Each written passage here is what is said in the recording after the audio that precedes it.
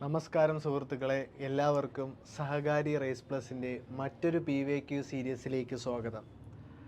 PYQ series കൂട്ടുകാർ കൃത്യമായി follow ചെയ്യുന്നുണ്ടല്ലോ. ഇനി ഒരുപാട് പരീക്ഷകൾ വരാനായി പോവുകയാണ്.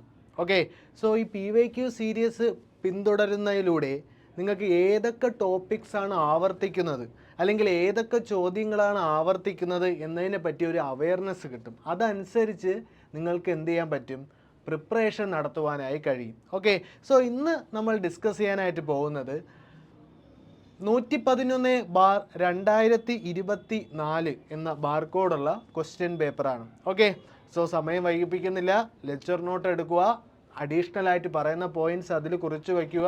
നിങ്ങൾക്ക് പരിചയമില്ലാത്ത ടോപ്പിക്സ് ഉണ്ടെങ്കിൽ അത് എഴുതുക. അതോടൊപ്പം തന്നെ ആവർത്തിക്കുന്ന ടോപ്പിക്സ് എന്ത് ചെയ്യണം, അതിലൊന്ന് എഴുതണം. ഓക്കെ, നമുക്ക് ക്ലാസ്സിലോട്ട് പോകാം. ആദ്യത്തെ ചോദ്യം നോക്കിയ സുഹൃത്തുക്കളെ, ഭരണഘടന ഉറപ്പ് നൽകുന്ന മൗലിക അവകാശങ്ങളിൽ പെടാത്തത് ഏതാണ്? ഓപ്ഷൻ എ സമത്വത്തിനുള്ള അവകാശം, ഓപ്ഷൻ ബി സ്വത്തവകാശം, ഓപ്ഷൻ സി സ്വാതന്ത്ര്യത്തിനുള്ള അവകാശം, ഓപ്ഷൻ ഡി ചൂഷണത്തിനെതിരെയുള്ള അവകാശം. ഇതിൽ ഏതാണ് ശരിയായിട്ടുള്ള ആൻസർ? ഒന്ന് നോക്കിയേ, ഏതാണ്? ഓപ്ഷൻ ബി ആണ് ഇവിടുത്തെ ശരിയായിട്ടുള്ള ആൻസർ. എന്താണ് ക്വസ്റ്റ്യനിൽ എന്താണ് ചോദിച്ചിരിക്കുന്നത്? ഉൾപ്പെടാത്തത് അല്ലെങ്കിൽ പെടാത്തത് ഏതെന്നാണ് ചോദിച്ചിട്ടുള്ളത് അല്ലേ? ഇവിടെ കറക്റ്റായിട്ടുള്ള ആൻസർ സ്വത്തവകാശമാണ്. അതോടൊപ്പം തന്നെ ഇതുമായിട്ട് റിലേറ്റ് ചെയ്ത് വരുന്ന മറ്റു കാര്യങ്ങളൊന്ന് നോക്കാം. ഓക്കെ, അപ്പോൾ അനുച്ഛേദം 12 മുതൽ 35 വരെയാണ് എന്ത് ചെയ്യുന്നത്, ഈ മൗലിക അവകാശങ്ങളെക്കുറിച്ച് പ്രതിപാദിക്കുന്നത്. അമേരിക്കൻ ഭരണഘടനയിൽ നിന്നുമാണ് എന്ത് ചെയ്യുന്നത്, നമ്മൾ ഈ ഒരു മൗലിക അവകാശം കടമെടുത്തിരിക്കുന്നത് അമേരിക്കൻ ഭരണഘടനയിൽ നിന്നുമാണ്. ഓക്കെ, അതോടൊപ്പം തന്നെ ഭരണഘടന നിലവിൽ വന്നപ്പോൾ എത്ര മൗലിക അവകാശങ്ങൾ ഉണ്ടായിരുന്നു? 7 എണ്ണം ഉണ്ടായിരുന്നു. സുഹൃത്തുക്കളെ പ്രത്യേകം ശ്രദ്ധിക്കുക, 1978 44-ാം ഭേദഗതിയിലൂടെയാണ് നമ്മളിവിടെ പറഞ്ഞ് സ്വത്തവകാശത്തെ പട്ടികയിൽ നിന്നും പുറത്താക്കുന്നത്. ഓക്കെ, അപ്പോൾ ഭരണഘടന നിലവിൽ വന്നപ്പോൾ 7 എണ്ണം 1978 44-ാം ഭേദഗതിയിലൂടെ എന്ത് ചെയ്യുകയാണ്, സ്വത്തവകാശത്തെ പട്ടികയിൽ നിന്നും ഒഴിവാക്കി. നിലവിൽ ഇപ്പോൾ എത്ര എണ്ണം ഉണ്ട്? 6 എണ്ണമാണ് ഉള്ളത്. 6 മൗലിക അവകാശങ്ങളാണ് ഇപ്പോൾ നിലവിലുള്ളത്. ഏതൊക്കെയാണ്? സമത്വത്തിനുള്ള അവകാശം, അതോടൊപ്പം തന്നെ സ്വാതന്ത്ര്യത്തിനുള്ള അവകാശം, ചൂഷണത്തിനെതിരെയുള്ള അവകാശം, മതസ്വാതന്ത്ര്യത്തിനുള്ള അവകാശം, സാംസ്കാരികവും വിദ്യാഭ്യാസവും പരമായിട്ടുള്ള അവകാശം, ഭരണഘടനാപരമായിട്ടുള്ള പ്രതിവിധിക്കുള്ള അവകാശങ്ങൾ. ഇത്തരത്തിൽ എത്ര അവകാശങ്ങൾ നിലവിലുണ്ട്? 6 അവകാശങ്ങളാണ് നിലവിലുള്ളത്. 7ാമത്തെ അവകാശമായിട്ടുള്ള മൗലിക അവകാശത്തെ എടുത്ത് മാറ്റിയിട്ടുണ്ട്. എത്രാമത്തെ ഭേദഗതിയാണ്? 44-ാം ഭേദഗതി പ്രകാരമാണ്. ഓക്കെ, ഇത്രയും കാര്യം അറിഞ്ഞിരിക്കുക. ഓക്കെ, 44-ാം ഭേദഗതി പ്രകാരം എന്ത് ചെയ്യുന്നുണ്ട്? സ്വത്തവകാശത്തെ മാറ്റപ്പെടുന്നുണ്ട്. നിലവിൽ 6 മൗലിക അവകാശങ്ങളാണ് ഉള്ളത്. ഒന്നാമത്തത് സമത്വത്തിനുള്ള അവകാശം, രണ്ടാമത്തത് സ്വാതന്ത്ര്യത്തിനുള്ള അവകാശം, മൂന്നാമത്തത് ചൂഷണത്തിനെതിരായുള്ള അവകാശം, നാലാമത്തത് മതസ്വാതന്ത്ര്യത്തിനുള്ള അവകാശം, അഞ്ചാമത്തത് സാംസ്കാരികവും വിദ്യാഭ്യാസപരമായിട്ടുള്ള അവകാശം, ആറാമത്തത് ഭരണഘടനാപരമായിട്ടുള്ള പ്രതിവിധിക്കുള്ള അവകാശം. 44-ാം ഭേദഗതി പ്രകാരം എന്ത് ചെയ്യുന്നുണ്ട്? സ്വത്തവകാശത്തെ മാറ്റപ്പെടുന്നുണ്ട്. ഓക്കെ, ഇത്രയും കാര്യങ്ങൾ അവിടെ അറിഞ്ഞിരിക്കുക. അടുത്ത ചോദ്യം നോക്കിയേ, രണ്ടാമത്തെ ചോദ്യം. 86-ാം ഭരണഘടനാ ഭേദഗതി പ്രകാരം നിലവിൽ വന്ന നിയമം ഏതാണ്? ഓപ്ഷൻ എ ബാലനീതി നിയമം, ഓപ്ഷൻ ബി ബാലവേല നിരോധന നിയമം, ഓപ്ഷൻ സി വിദ്യാഭ്യാസ അവകാശ നിയമം, ഓപ്ഷൻ ഡി വിവരാവകാശ നിയമം. 86-ാം ഭരണഘടനാ ഭേദഗതി പ്രകാരം വളരെ ഇമ്പോർട്ടൻ്റ് ആണ് സുഹൃത്തുക്കളെ, വളരെ പ്രാധാന്യമുള്ളതാണ്. 86-ാം ഭരണഘടനാ ഭേദഗതി പ്രകാരം നിലവിൽ വന്ന നിയമം ഏതാണ്? ശരിയായിട്ടുള്ള ആൻസർ യെസ്, ഓപ്ഷൻ സി വിദ്യാഭ്യാസ അവകാശ നിയമം, അല്ലെങ്കിൽ RTE act, right to education act. Okay, നിലവിൽ വന്ന വർഷം ഏതാണ് സുഹൃത്തുക്കളെ? 2009-ലാണ് RTE ആക്ട് നിലവിൽ വരുന്നത്. ഓക്കെ, ഏത് അനുച്ഛേദം പ്രകാരമാണ്? അനുച്ഛേദം 21A പ്രകാരമാണ് എന്ത് ചെയ്യുന്നത്?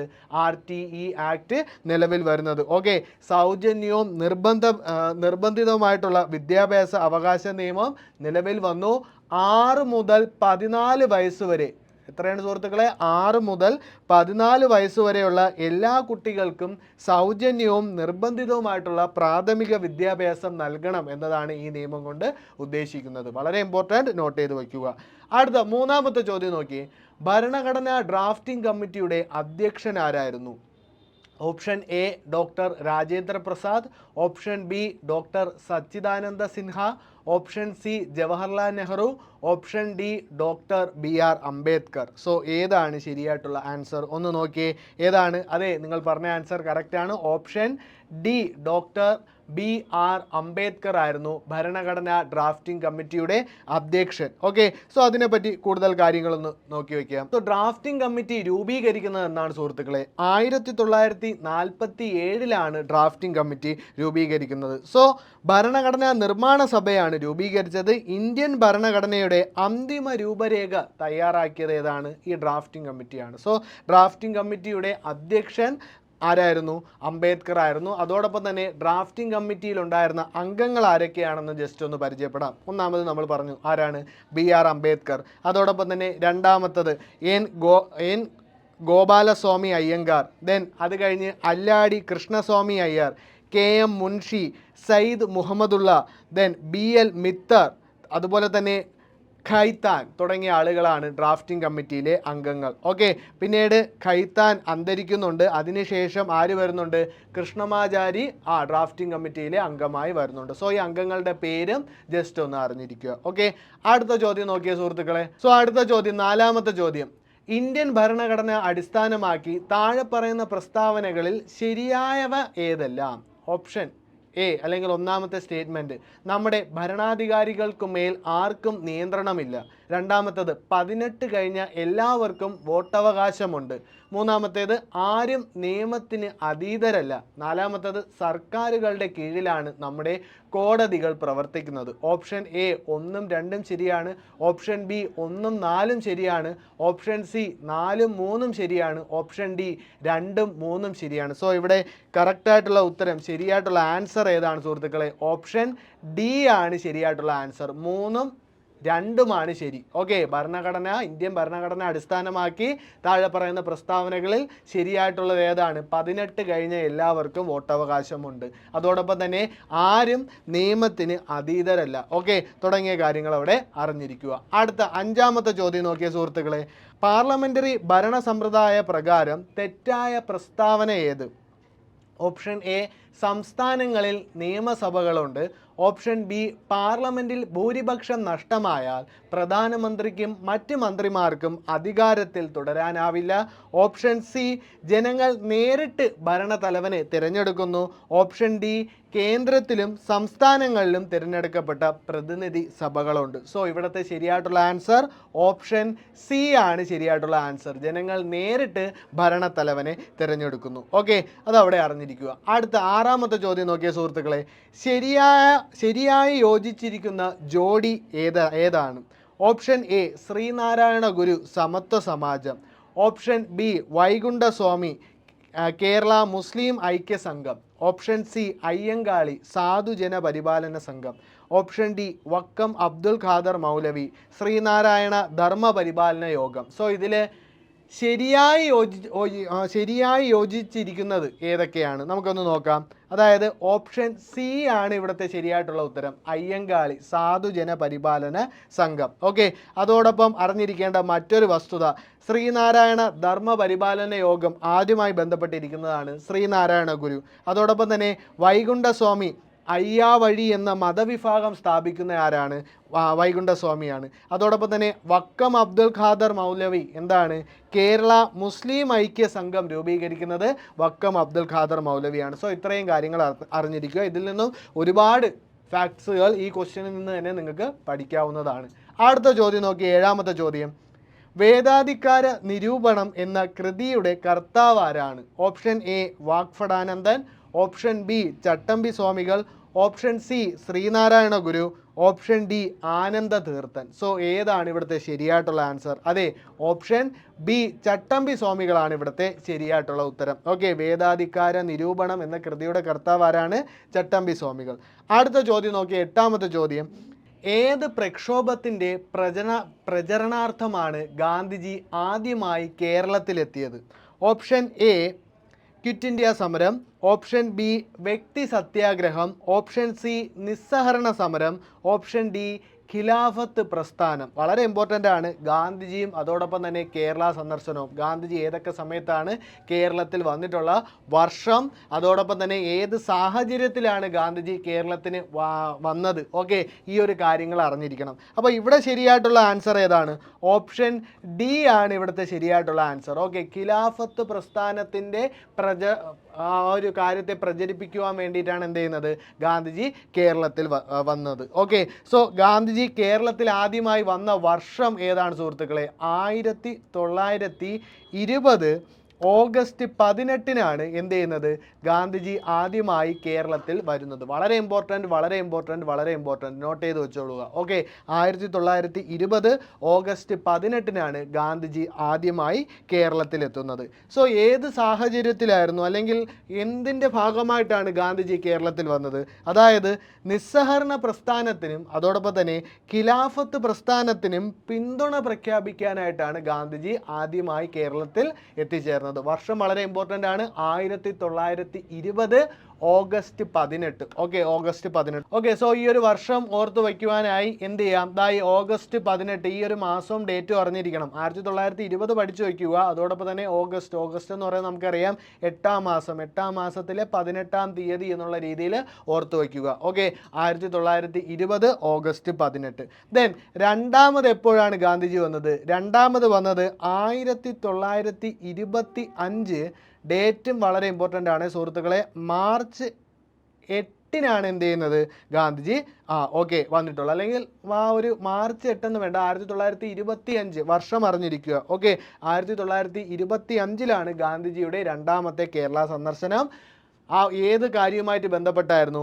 വൈക്കം സത്യാഗ്രഹത്തിന് പിന്തുണ പ്രഖ്യാപിക്കുക എന്ന ഒരു സാഹചര്യത്തിലാണ് എന്ത് ചെയ്യുന്നത്?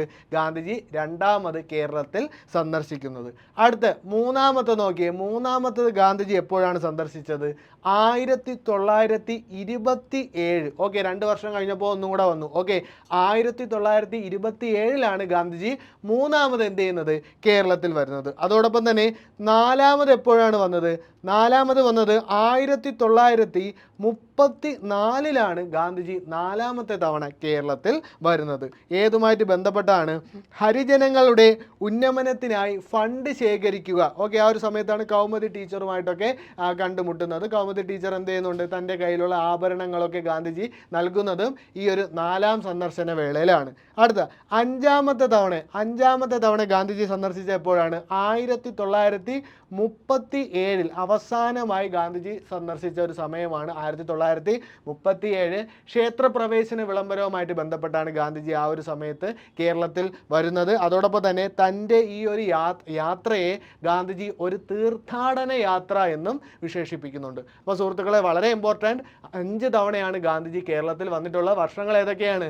1920, 1925, 1927, 1934, 1937. ഓക്കെ, ഇത്രയും കാര്യങ്ങൾ അവിടെ അറിഞ്ഞിരിക്കുക. അടുത്ത ചോദ്യം നോക്കിയേ. ഗാന്ധിജി ഇന്ത്യയിൽ നേതൃത്വപരമായി പങ്കുവഹിച്ച ആദ്യ സമരമേത്? ഓപ്ഷൻ എ ഉപ്പ് സത്യാഗ്രഹം, ഓപ്ഷൻ ബി ഖേഡ കർഷക സമരം, ഓപ്ഷൻ സി ചമ്പാരൻ സത്യാഗ്രഹം, ഓപ്ഷൻ ഡി അഹമ്മദാബാദ് തുണി മിൽ സമരം. ഓക്കെ, സോ ഇതിലേതാണ് ശരിയായിട്ടുള്ള ഉത്തരം? ഓപ്ഷൻ സി ചമ്പാരൻ സത്യാഗ്രഹമാണ് ശരിയായിട്ടുള്ള ഉത്തരം. ഓക്കെ, ചമ്പാരൻ സത്യാഗ്രഹം നടന്ന വർഷം 1917. 1917 ചമ്പാരൻ സത്യാഗ്രഹം നടന്നത്. ചമ്പാരൻ സത്യാഗ്രഹത്തിലാണ് എന്ത് ചെയ്യുന്നത്? ഗാന്ധിജി ഇന്ത്യയിൽ നേതൃത്വപരമായി പങ്കുവഹിച്ച ആദ്യ സമരം. ഓക്കെ, അതേസമയം തന്നെ ഗാന്ധിജിയുടെ ആദ്യ നിരാഹാര സമരം എന്ന് പറയുന്നത് ഏതാണ്? അഹമ്മദാബാദ് തുണിമിൽ സമരമാണ് 1918. ഇതും കൂടെ അതിൻ്റെയോടൊപ്പം ചേർത്ത് വായിക്കുക. ഓക്കെ, അടുത്ത ചോദ്യം നോക്കിയേ. സോ ഇത് നമ്മൾ ഓൾറെഡി പറഞ്ഞ കാര്യമാണ്. ഏതാണ്? ഗാന്ധിജി ഇന്ത്യയിൽ നേതൃത്വപരമായി പങ്കുവഹിച്ച ആദ്യ സമരം ഏതാണ്? ചമ്പാരൻ സത്യാഗ്രഹം. ഓക്കെ, ചമ്പാരൻ സത്യാഗ്രഹം. അടുത്ത ചോദ്യം നോക്കിയേ, 10ാമത്തെ ചോദ്യം. ക്വിറ്റ് ഇന്ത്യ സമര നായിക എന്നറിയപ്പെട്ട വ്യക്തി. Option A Annie Besant, option B Aruna Asaf Ali, option C Akkamma Cherian, option D Kasturba Gandhi. Okay, ഏതാണ് ശരിയായിട്ടുള്ള ഉത്തരം? ഓക്കെ, ഓപ്ഷൻ ബി ആണ് ശരിയായിട്ടുള്ള ഉത്തരം, അരുണ ആസിഫ് അലി. ഓക്കെ, സോ ഇതുമായിട്ട് ബന്ധപ്പെട്ട് കുറച്ച് കാര്യങ്ങൾ നോക്കാം. എന്താണ് ക്വിറ്റ് ഇന്ത്യ സമരം നടന്ന വർഷം? എല്ലാവർക്കും അറിയാവുന്നതാണ് അല്ലേ? എന്നാണ്? 1942. ഓക്കെ, അതും കൂടെ അതിൻ്റെയോടൊപ്പം അറിഞ്ഞിരിക്കുക. അടുത്ത 11ാമത്തെ ചോദ്യം നോക്കിയേ. സ്വാതന്ത്ര്യ സമരവുമായി ബന്ധപ്പെട്ട സംഭവങ്ങളെ കാലക്രമത്തിലാക്കിയാൽ ശരി ഉത്തരം ഏത്? ഓപ്ഷൻ എ ചൗരി ചൗര സംഭവം, രണ്ടാമത്തെ സ്റ്റേറ്റ്മെൻറ്റ് നൽകിയിരിക്കുന്നത് ദണ്ഡി യാത്ര, മൂന്നാമത്തെ നൽകിയിരിക്കുന്നത് വൈക്കം സത്യാഗ്രഹം. സോ ഇങ്ങനെ ചോദിച്ചു കഴിഞ്ഞാൽ, ഇത്തരത്തിലുള്ള ചോദ്യങ്ങൾ വന്നു കഴിഞ്ഞാൽ നിങ്ങൾ ചെയ്യേണ്ടത് ഇത്രയേ ഉള്ളൂ. എന്താണ്? ആ തന്നിരിക്കുന്ന ഓപ്ഷൻസ് നോക്കുക. ഓപ്ഷൻ അവിടെ കൊടുത്തിട്ടുണ്ട്. എന്താണ്? 1 2 1 3 2 3 1 2 3 2 3. ഓക്കെ, സോ ഇതിൻ്റെ വർഷങ്ങൾ അറിഞ്ഞിരിക്കണം. എങ്കിലേ എന്ത് ചെയ്യാൻ പറ്റുള്ളൂ? നമുക്ക് ആ ഒരു കാലക്രമത്തിൽ അറേഞ്ച് ചെയ്യാനായിട്ട് കഴിയത്തുള്ളൂ. ഓക്കെ, സോ ചൗരി ചൗര സംഭവം നടന്ന വർഷം എന്നാണ് സുഹൃത്തുക്കളെ? 1922 ഫെബ്രുവരി 4-നാണ് എന്ത് നടക്കുന്നത്? ചൗരി ചൗര സംഭവം നടക്കുന്നത്. വളരെ ഇമ്പോർട്ടൻറ്റ്. 1922 ഫെബ്രുവരി 4. ദെൻ ദണ്ഡി യാത്ര നടന്ന വർഷം ഏതാണ് സുഹൃത്തുക്കളെ? ദണ്ഡി യാത്ര നടന്ന വർഷം 1930 മാർച്ച് 12 മുതൽ ഏപ്രിൽ 16 വരെയാണ് എന്ത് ചെയ്യുന്നത്? ദണ്ഡി യാത്ര നടന്നത്. ഓക്കെ, സോ 1930 വർഷം അറിഞ്ഞിരിക്കുക. ദെൻ വൈക്കം സത്യാഗ്രഹം നമ്മൾ കുറച്ച് നേരത്തെ പറഞ്ഞതേ ഉള്ളൂ. 1924 തുടങ്ങി അവസാനിച്ചതെന്നാണ്? 1925. ഓക്കെ, സോ ഈ വർഷങ്ങൾ അറിഞ്ഞിരുന്നാൽ പെട്ടെന്ന് തന്നെ നമുക്ക് എന്ത് ചെയ്യാൻ പറ്റും? ആൻസറിലോട്ട് എത്തിച്ചേരുവാനായിട്ട് കഴിയും. സോ ഇവിടുത്തെ ശരിയായിട്ടുള്ള ആൻസർ ഏതാണ്? ഓപ്ഷൻ ബി ആണ് ഇവിടുത്തെ ശരിയായിട്ടുള്ള ഉത്തരം. ഓക്കെ, പിടികിട്ടിയല്ലോ സുഹൃത്തുക്കളെ? ഓക്കെ ആണല്ലോ? അപ്പോൾ ഇതേ കണക്കുള്ള സത്യാഗ്രഹവും അതുപോലെ തന്നെ ഇമ്പോർട്ടൻറ്റ് ഫാക്ട്സ് ഒക്കെ പഠിക്കുമ്പോൾ വർഷങ്ങൾ നമ്മൾ അറിഞ്ഞിരിക്കണം. വർഷങ്ങൾ ഓർത്ത് വയ്ക്കാനായിട്ട് ഞാൻ കഴിഞ്ഞ ക്ലാസ്സിലൊക്കെ പറഞ്ഞു തന്നിട്ടുണ്ടായിരുന്നു. ഒരു എളുപ്പ മാർഗ്ഗമുണ്ട്. എന്താണ്? സ്റ്റിക്ക് നോട്ട്സിൽ എന്ത് ചെയ്യുക? ആ പ്രധാനപ്പെട്ട സംഭവവും അതോടൊപ്പം തന്നെ അതിൻ്റെ വർഷവും ഒന്ന് നോട്ട് ചെയ്ത് വയ്ക്കുക. ദെൻ നിങ്ങളിരിക്കുന്ന സ്ഥലം, ഓക്കെ, റെഗുലറായി നിങ്ങൾ ഇരിക്കുന്ന സ്ഥലം അല്ലെങ്കിൽ നിങ്ങളുടെ ആ ഒരു സ്റ്റഡി ടേബിൾ, അവിടേക്ക് എന്ത് ചെയ്യുക? ഈ സ്റ്റിക്ക് നോട്ട്സ് പേസ്റ്റ് ചെയ്യുക. റിപ്പീറ്റഡ്ലി നിങ്ങൾ ആ ഒരു വർഷങ്ങളിലോട്ട് പോകുമ്പോൾ സ്വാഭാവികപരമായി എന്ത് ചെയ്യും? അത് നിങ്ങളുടെ മൈൻഡിൽ ഫീഡാകും. ഓക്കെ, സോ അടുത്ത ചോദ്യത്തിലോട്ട് പോകാം. 12ാമത്തെ ചോദ്യം നോക്കിയേ. നിസ്സഹരണ സമരം പൂർണ്ണമായി നിർത്തിവെക്കാൻ ഗാന്ധിജിയെ പ്രേരിപ്പിച്ച സംഭവം ഏതാണ്? ഓപ്ഷൻ എ വാഗൺ കൂട്ടക്കൊല, ഓപ്ഷൻ ബി ജാലിയൻ വാലാബാഗ് കൂട്ടക്കൊല, ഓപ്ഷൻ സി ചൗരി ചൗര സംഭവം, ഓപ്ഷൻ ഡി ക്വിറ്റ് ഇന്ത്യ സംഭവം. സോ ഏത് സംഭവമാണ് ഗാന്ധിജിയെ നിസ്സഹരണ സമരം നിർത്തിവെക്കാനായിട്ട് ഇടയാക്കിയത്? ഏത് സംഭവമാണ്? ചൗരി ചൗര സംഭവം. തൊട്ട് മുന്നേ നമ്മൾ അതിൻ്റെ വർഷം പറഞ്ഞിട്ടുണ്ടായിരുന്നു. എന്നാണ് സുഹൃത്തുക്കളെ വർഷം? 1922. ഓക്കെ, ഫെബ്രുവരി 4. അതും കൂടെ എന്ത് ചെയ്യുക? അതിനോടൊപ്പം ചേർത്ത് വായിക്കുക. സോ എന്തായിരുന്നു ഈ ഒരു ചൗരി ചൗര സംഭവം എന്ന് പറയുന്നത്? അതായത് ഉത്തർപ്രദേശിലെ ഗോരഖ്പൂർ ജില്ലയിലാണ് ഈ ചൗരി ചൗര എന്ന് പറയുന്ന സ്ഥലമുള്ളത്. അവിടെ എന്ത് ചെയ്യുന്നുണ്ട്? അവിടെ 22 പോലീസുകാർ മരണപ്പെടേണ്ട ഒരു സാഹചര്യം, കൊല്ലപ്പെടേണ്ട ഒരു സാഹചര്യം അവിടെ ഉണ്ടായി. സോ അതിൽ ഗാന്ധിജി വളരെയധികം ദുഃഖിതനാവുകയും അദ്ദേഹം എന്ത് ചെയ്യുകയാണ്? നിസ്സഹരണ സമരം പൂർണ്ണമായി നിർത്തിവെക്കുകയും ചെയ്യുകയാണ്. അടുത്ത ചോദ്യം നോക്കിയ സുഹൃത്തുക്കളെ, 13ാമത്തെ ചോദ്യം. ഇന്ത്യൻ നാഷണൽ ആർമിയുടെ സ്ഥാപകൻ ആരാണ്? Option A rash Bihari boss, option B captain Lakshmi, option C Subhash Chandrabose, option D Jayaprakash Narayanan. ആരാണ് ഇവിടുത്തെ ശരിയായിട്ടുള്ള answer? Option A rash Bihari boss ആണ് ഇവിടുത്തെ ശരിയായിട്ടുള്ള ഉത്തരം. ഓക്കെ, അതും കൂടെ അതിൻ്റെയോടൊപ്പം അറിഞ്ഞിരിക്കുക. അടുത്ത 14ാമത്തെ ചോദ്യം നോക്കിയേ. ആത്മവിദ്യാ സംഘം എന്ന സംഘടന സ്ഥാപിച്ച സാമൂഹ്യ പരിഷ്കർത്താവ് ആരാണ്? Option A Vagbhatananda, option B Rajaram Mohan Roy, option C Jyotirao Phule, option D Sree Narayana Guru. So ഇവിടുത്തെ ശരിയായിട്ടുള്ള ഉത്തരം ഓപ്ഷൻ എ വാഗ്ഭടാനന്ദനാണ് ഇവിടുത്തെ ശരിയായിട്ടുള്ള ഉത്തരം. അടുത്ത 15ാമത്തെ ചോദ്യം നോക്കിയ സുഹൃത്തുക്കളെ.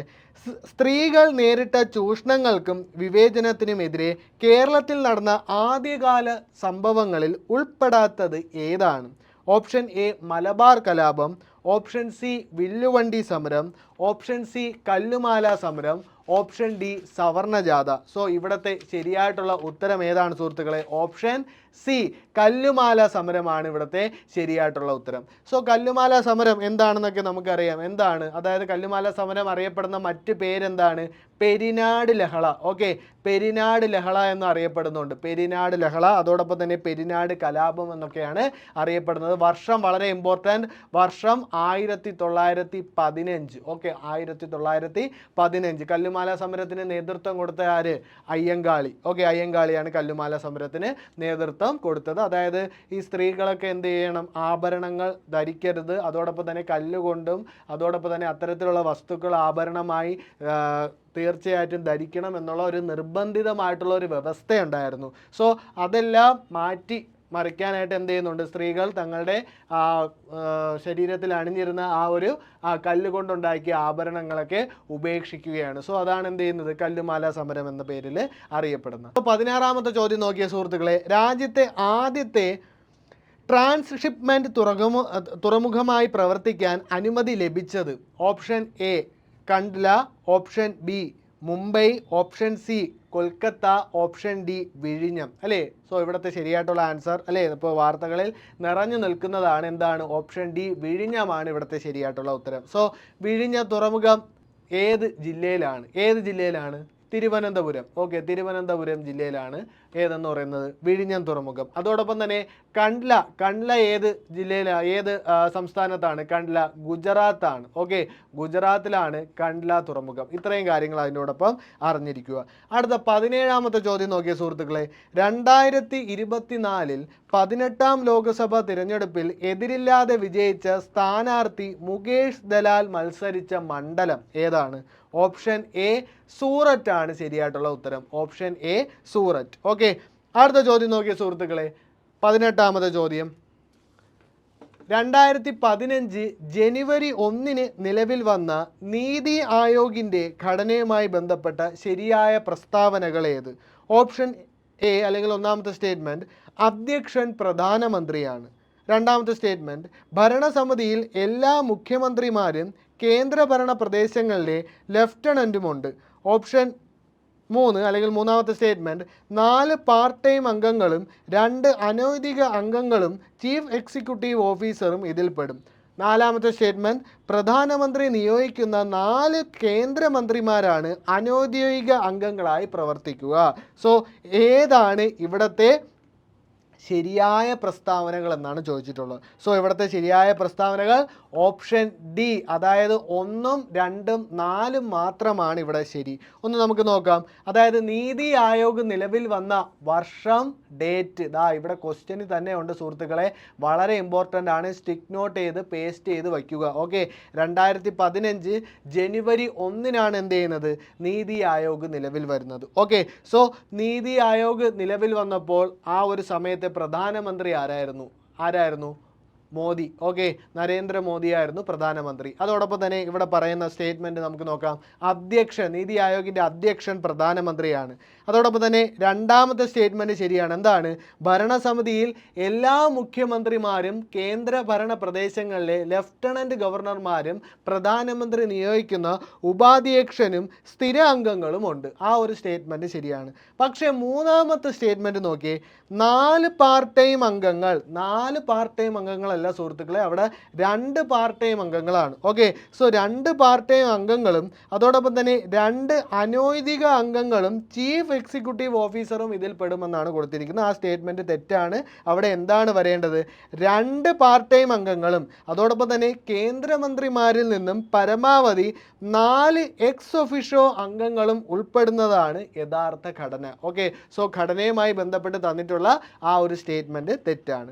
ദെൻ നാലാമത്തെ സ്റ്റേറ്റ്മെൻറ്റ്, പ്രധാനമന്ത്രി നിയോഗിക്കുന്ന 4 കേന്ദ്രമന്ത്രിമാരാണ് അനൗദ്യോഗിക അംഗങ്ങളായി പ്രവർത്തിക്കുക. അതും എന്താണ്? ശരിയായിട്ടുള്ള സ്റ്റേറ്റ്മെൻ്റ് ആണ്. നീതി ആയോഗ് വളരെ ഇമ്പോർട്ടൻ്റ്, നോട്ട് ചെയ്ത് വെച്ചോളുക. റിപ്പീറ്റഡ്ലി ചോദിക്കുന്ന ഒരു ടോപ്പിക്കാണ്. അടുത്ത 19ാമത്തെ ചോദ്യം നോക്കിയ സുഹൃത്തുക്കളെ, ഇന്ത്യയുടെ ആസൂത്രിത സമ്പദ് വ്യവസ്ഥ എന്ന വിഖ്യാത ഗ്രന്ഥം രചിച്ചതാര്? Option A M Visvesvaraya, option B Jawaharlal Nehru, option C M N. Roy, option D Dadabhai Naoroji. So ഇവിടുത്തെ ശരിയായിട്ടുള്ള ഉത്തരം ഏതാണ് സുഹൃത്തുക്കളെ? ഓപ്ഷൻ എ എം വിശ്വേശ്വരയ്യ എന്നുള്ളതാണ് ഇവിടുത്തെ ശരിയായിട്ടുള്ള ഉത്തരം. ഓക്കെ, സോ നമുക്കൊന്ന് പരിശോധിക്കാം. അതായത് ഈ ഇന്ത്യൻ ആസൂത്രിത സമ്പദ് വ്യവസ്ഥ അല്ലെങ്കിൽ പ്ലാൻഡ് എക്കണോമി ഫോർ ഇന്ത്യ എന്ന് പറയുന്ന ആ ഒരു ഗ്രന്ഥം രചിച്ചത് ഏത് വർഷമാണ്? 1934 എന്ത് ചെയ്യുന്നത്, അത് രചിക്കപ്പെടുന്നത് 1934. ഓക്കെ, സോ എന്താണ് അതിൽ പറയുന്ന കാര്യം? ഈ പ്ലാൻഡ് എക്കണോമി ഫോർ ഇന്ത്യ അല്ലെങ്കിൽ ഇന്ത്യൻ ആസൂത്രിത സമ്പദ് വ്യവസ്ഥ എന്ന് പറയുന്ന പുസ്തകത്തിൽ പറയുന്ന കാര്യം എന്താണ്? അതായത് ഇത്രയേ ഉള്ളൂ, ഒരു രാജ്യത്തിൻ്റെ വരുമാനം 10 വർഷം കൊണ്ട് ഇരട്ടിയാക്കുക എന്ന ലക്ഷ്യത്തോടു കൂടെയുള്ള ഒരു 10 വർഷത്തെ വികസന പദ്ധതിയാണ് ഈ ഒരു പുസ്തകത്തിൽ പറയുന്നത്. ഓക്കെ, സോ അതൊന്ന് നോട്ട് ചെയ്ത് വെച്ചോളുക. അടുത്ത 20ാമത്തെ ചോദ്യം നോക്കിയ സുഹൃത്തുക്കളെ, സ്വാതന്ത്ര്യാനന്തരം നാട്ടുരാജ്യങ്ങളുടെ സംയോജനവുമായി ബന്ധപ്പെട്ട് താഴെ പറയുന്ന പ്രസ്താവനകളിൽ ശരിയേത്? ഒന്നാമത്തെ സ്റ്റേറ്റ്മെൻറ്റ് അവിടെ നൽകിയിരിക്കുന്നത്, നാട്ടുരാജ്യങ്ങളെ ഇന്ത്യൻ യൂണിയനിൽ ലയിപ്പിക്കാനുള്ള ലേന കരാർ തയ്യാറാക്കിയത് സർദാർ വല്ലഭായ് പട്ടേലും VP മേനോനും ചേർന്നാണ്. രണ്ടാമത്തെ സ്റ്റേറ്റ്മെൻറ്റ് നൽകിയിരിക്കുന്നത്, ലേന കരാർ അനുസരിച്ച് വിദേശകാര്യം, പ്രതിരോധം, വാർത്താവിനിമയം എന്നിവയുടെ നിയന്ത്രണം നാട്ടുരാജ്യങ്ങളിൽ കേന്ദ്ര സർക്കാരിന് കൈമാറണം. മൂന്നാമത്തെ സ്റ്റേറ്റ്മെൻറ്റ്, കേന്ദ്രമന്ത്രിസഭയിലെ സംസ്ഥാനങ്ങളുമായി ബന്ധപ്പെട്ട വകുപ്പിൻ്റെ ചുമതല ജവഹർലാൽ നെഹ്റുവിനായിരുന്നു. നാലാമത്തെ സ്റ്റേറ്റ്മെൻറ്റ്, സർദാർ വല്ലഭായ് പട്ടേൽ സ്റ്റേറ്റ്സ് ഡിപ്പാർട്ട്മെൻറ്റിൻ്റെ സെക്രട്ടറി ആയിരുന്നു. സോ ഇതിലേതാണ് ശരിയായിട്ടുള്ള പ്രസ്താവന? അതാണ് ഇവിടെ ചോദിച്ചിട്ടുള്ളത്. ഓപ്ഷൻ എ 1, 2 മാത്രം, ഓപ്ഷൻ ബി 1, 3, 4 മാത്രം, ഓപ്ഷൻ സി 1, 2, 4 മാത്രം, ഓപ്ഷൻ ഡി 1, 3 മാത്രം. അപ്പോൾ ഈ ഓപ്ഷൻ വായിക്കുന്ന സമയത്ത് എന്ത് ചെയ്യണം? കൂട്ടുകാരുടെ മനസ്സിൽ ആ ഉത്തരം വരുന്നുണ്ടോ എന്നൊന്ന് പരിശോധിക്കുക. ഓക്കെ, സോ ഇവിടുത്തെ ശരിയായിട്ടുള്ള ഉത്തരം ഏതാണ്?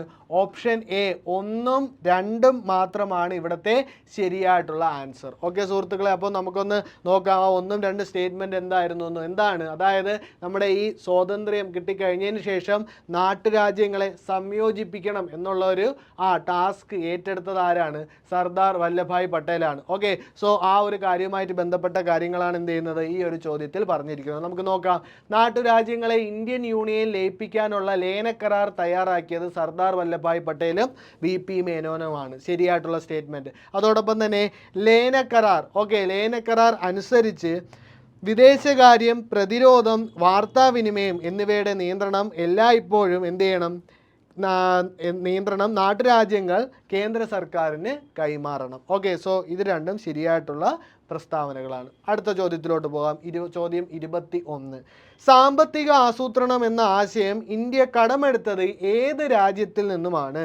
Option A Britain, option B France, option C Ireland, option D Russia. ഏതാണ് ഇവിടുത്തെ ശരിയായിട്ടുള്ള ഉത്തരം? ഇവിടുത്തെ ശരിയായിട്ടുള്ള ആൻസർ ഏതാണ്? ഓപ്ഷൻ ഡി റഷ്യ എന്നുള്ളതാണ് ശരിയായിട്ടുള്ള ഉത്തരം. ഓക്കെ, അപ്പോൾ നമുക്ക് ഇവിടെ നൽകിയിരിക്കുന്ന പ്രസ്താവനകൾ നോക്കാം. സോ ഒന്നാമത്തെ ഓപ്ഷൻ നോക്കിയേ, ബ്രിട്ടൻ. ഓക്കെ, ബ്രിട്ടനിൽ നിന്ന് നമ്മൾ എന്തൊക്കെ കടമെടുത്തിട്ടുണ്ട്? ബ്രിട്ടനിൽ നിന്ന് കടമെടുത്ത എന്തൊക്കെയാണ്?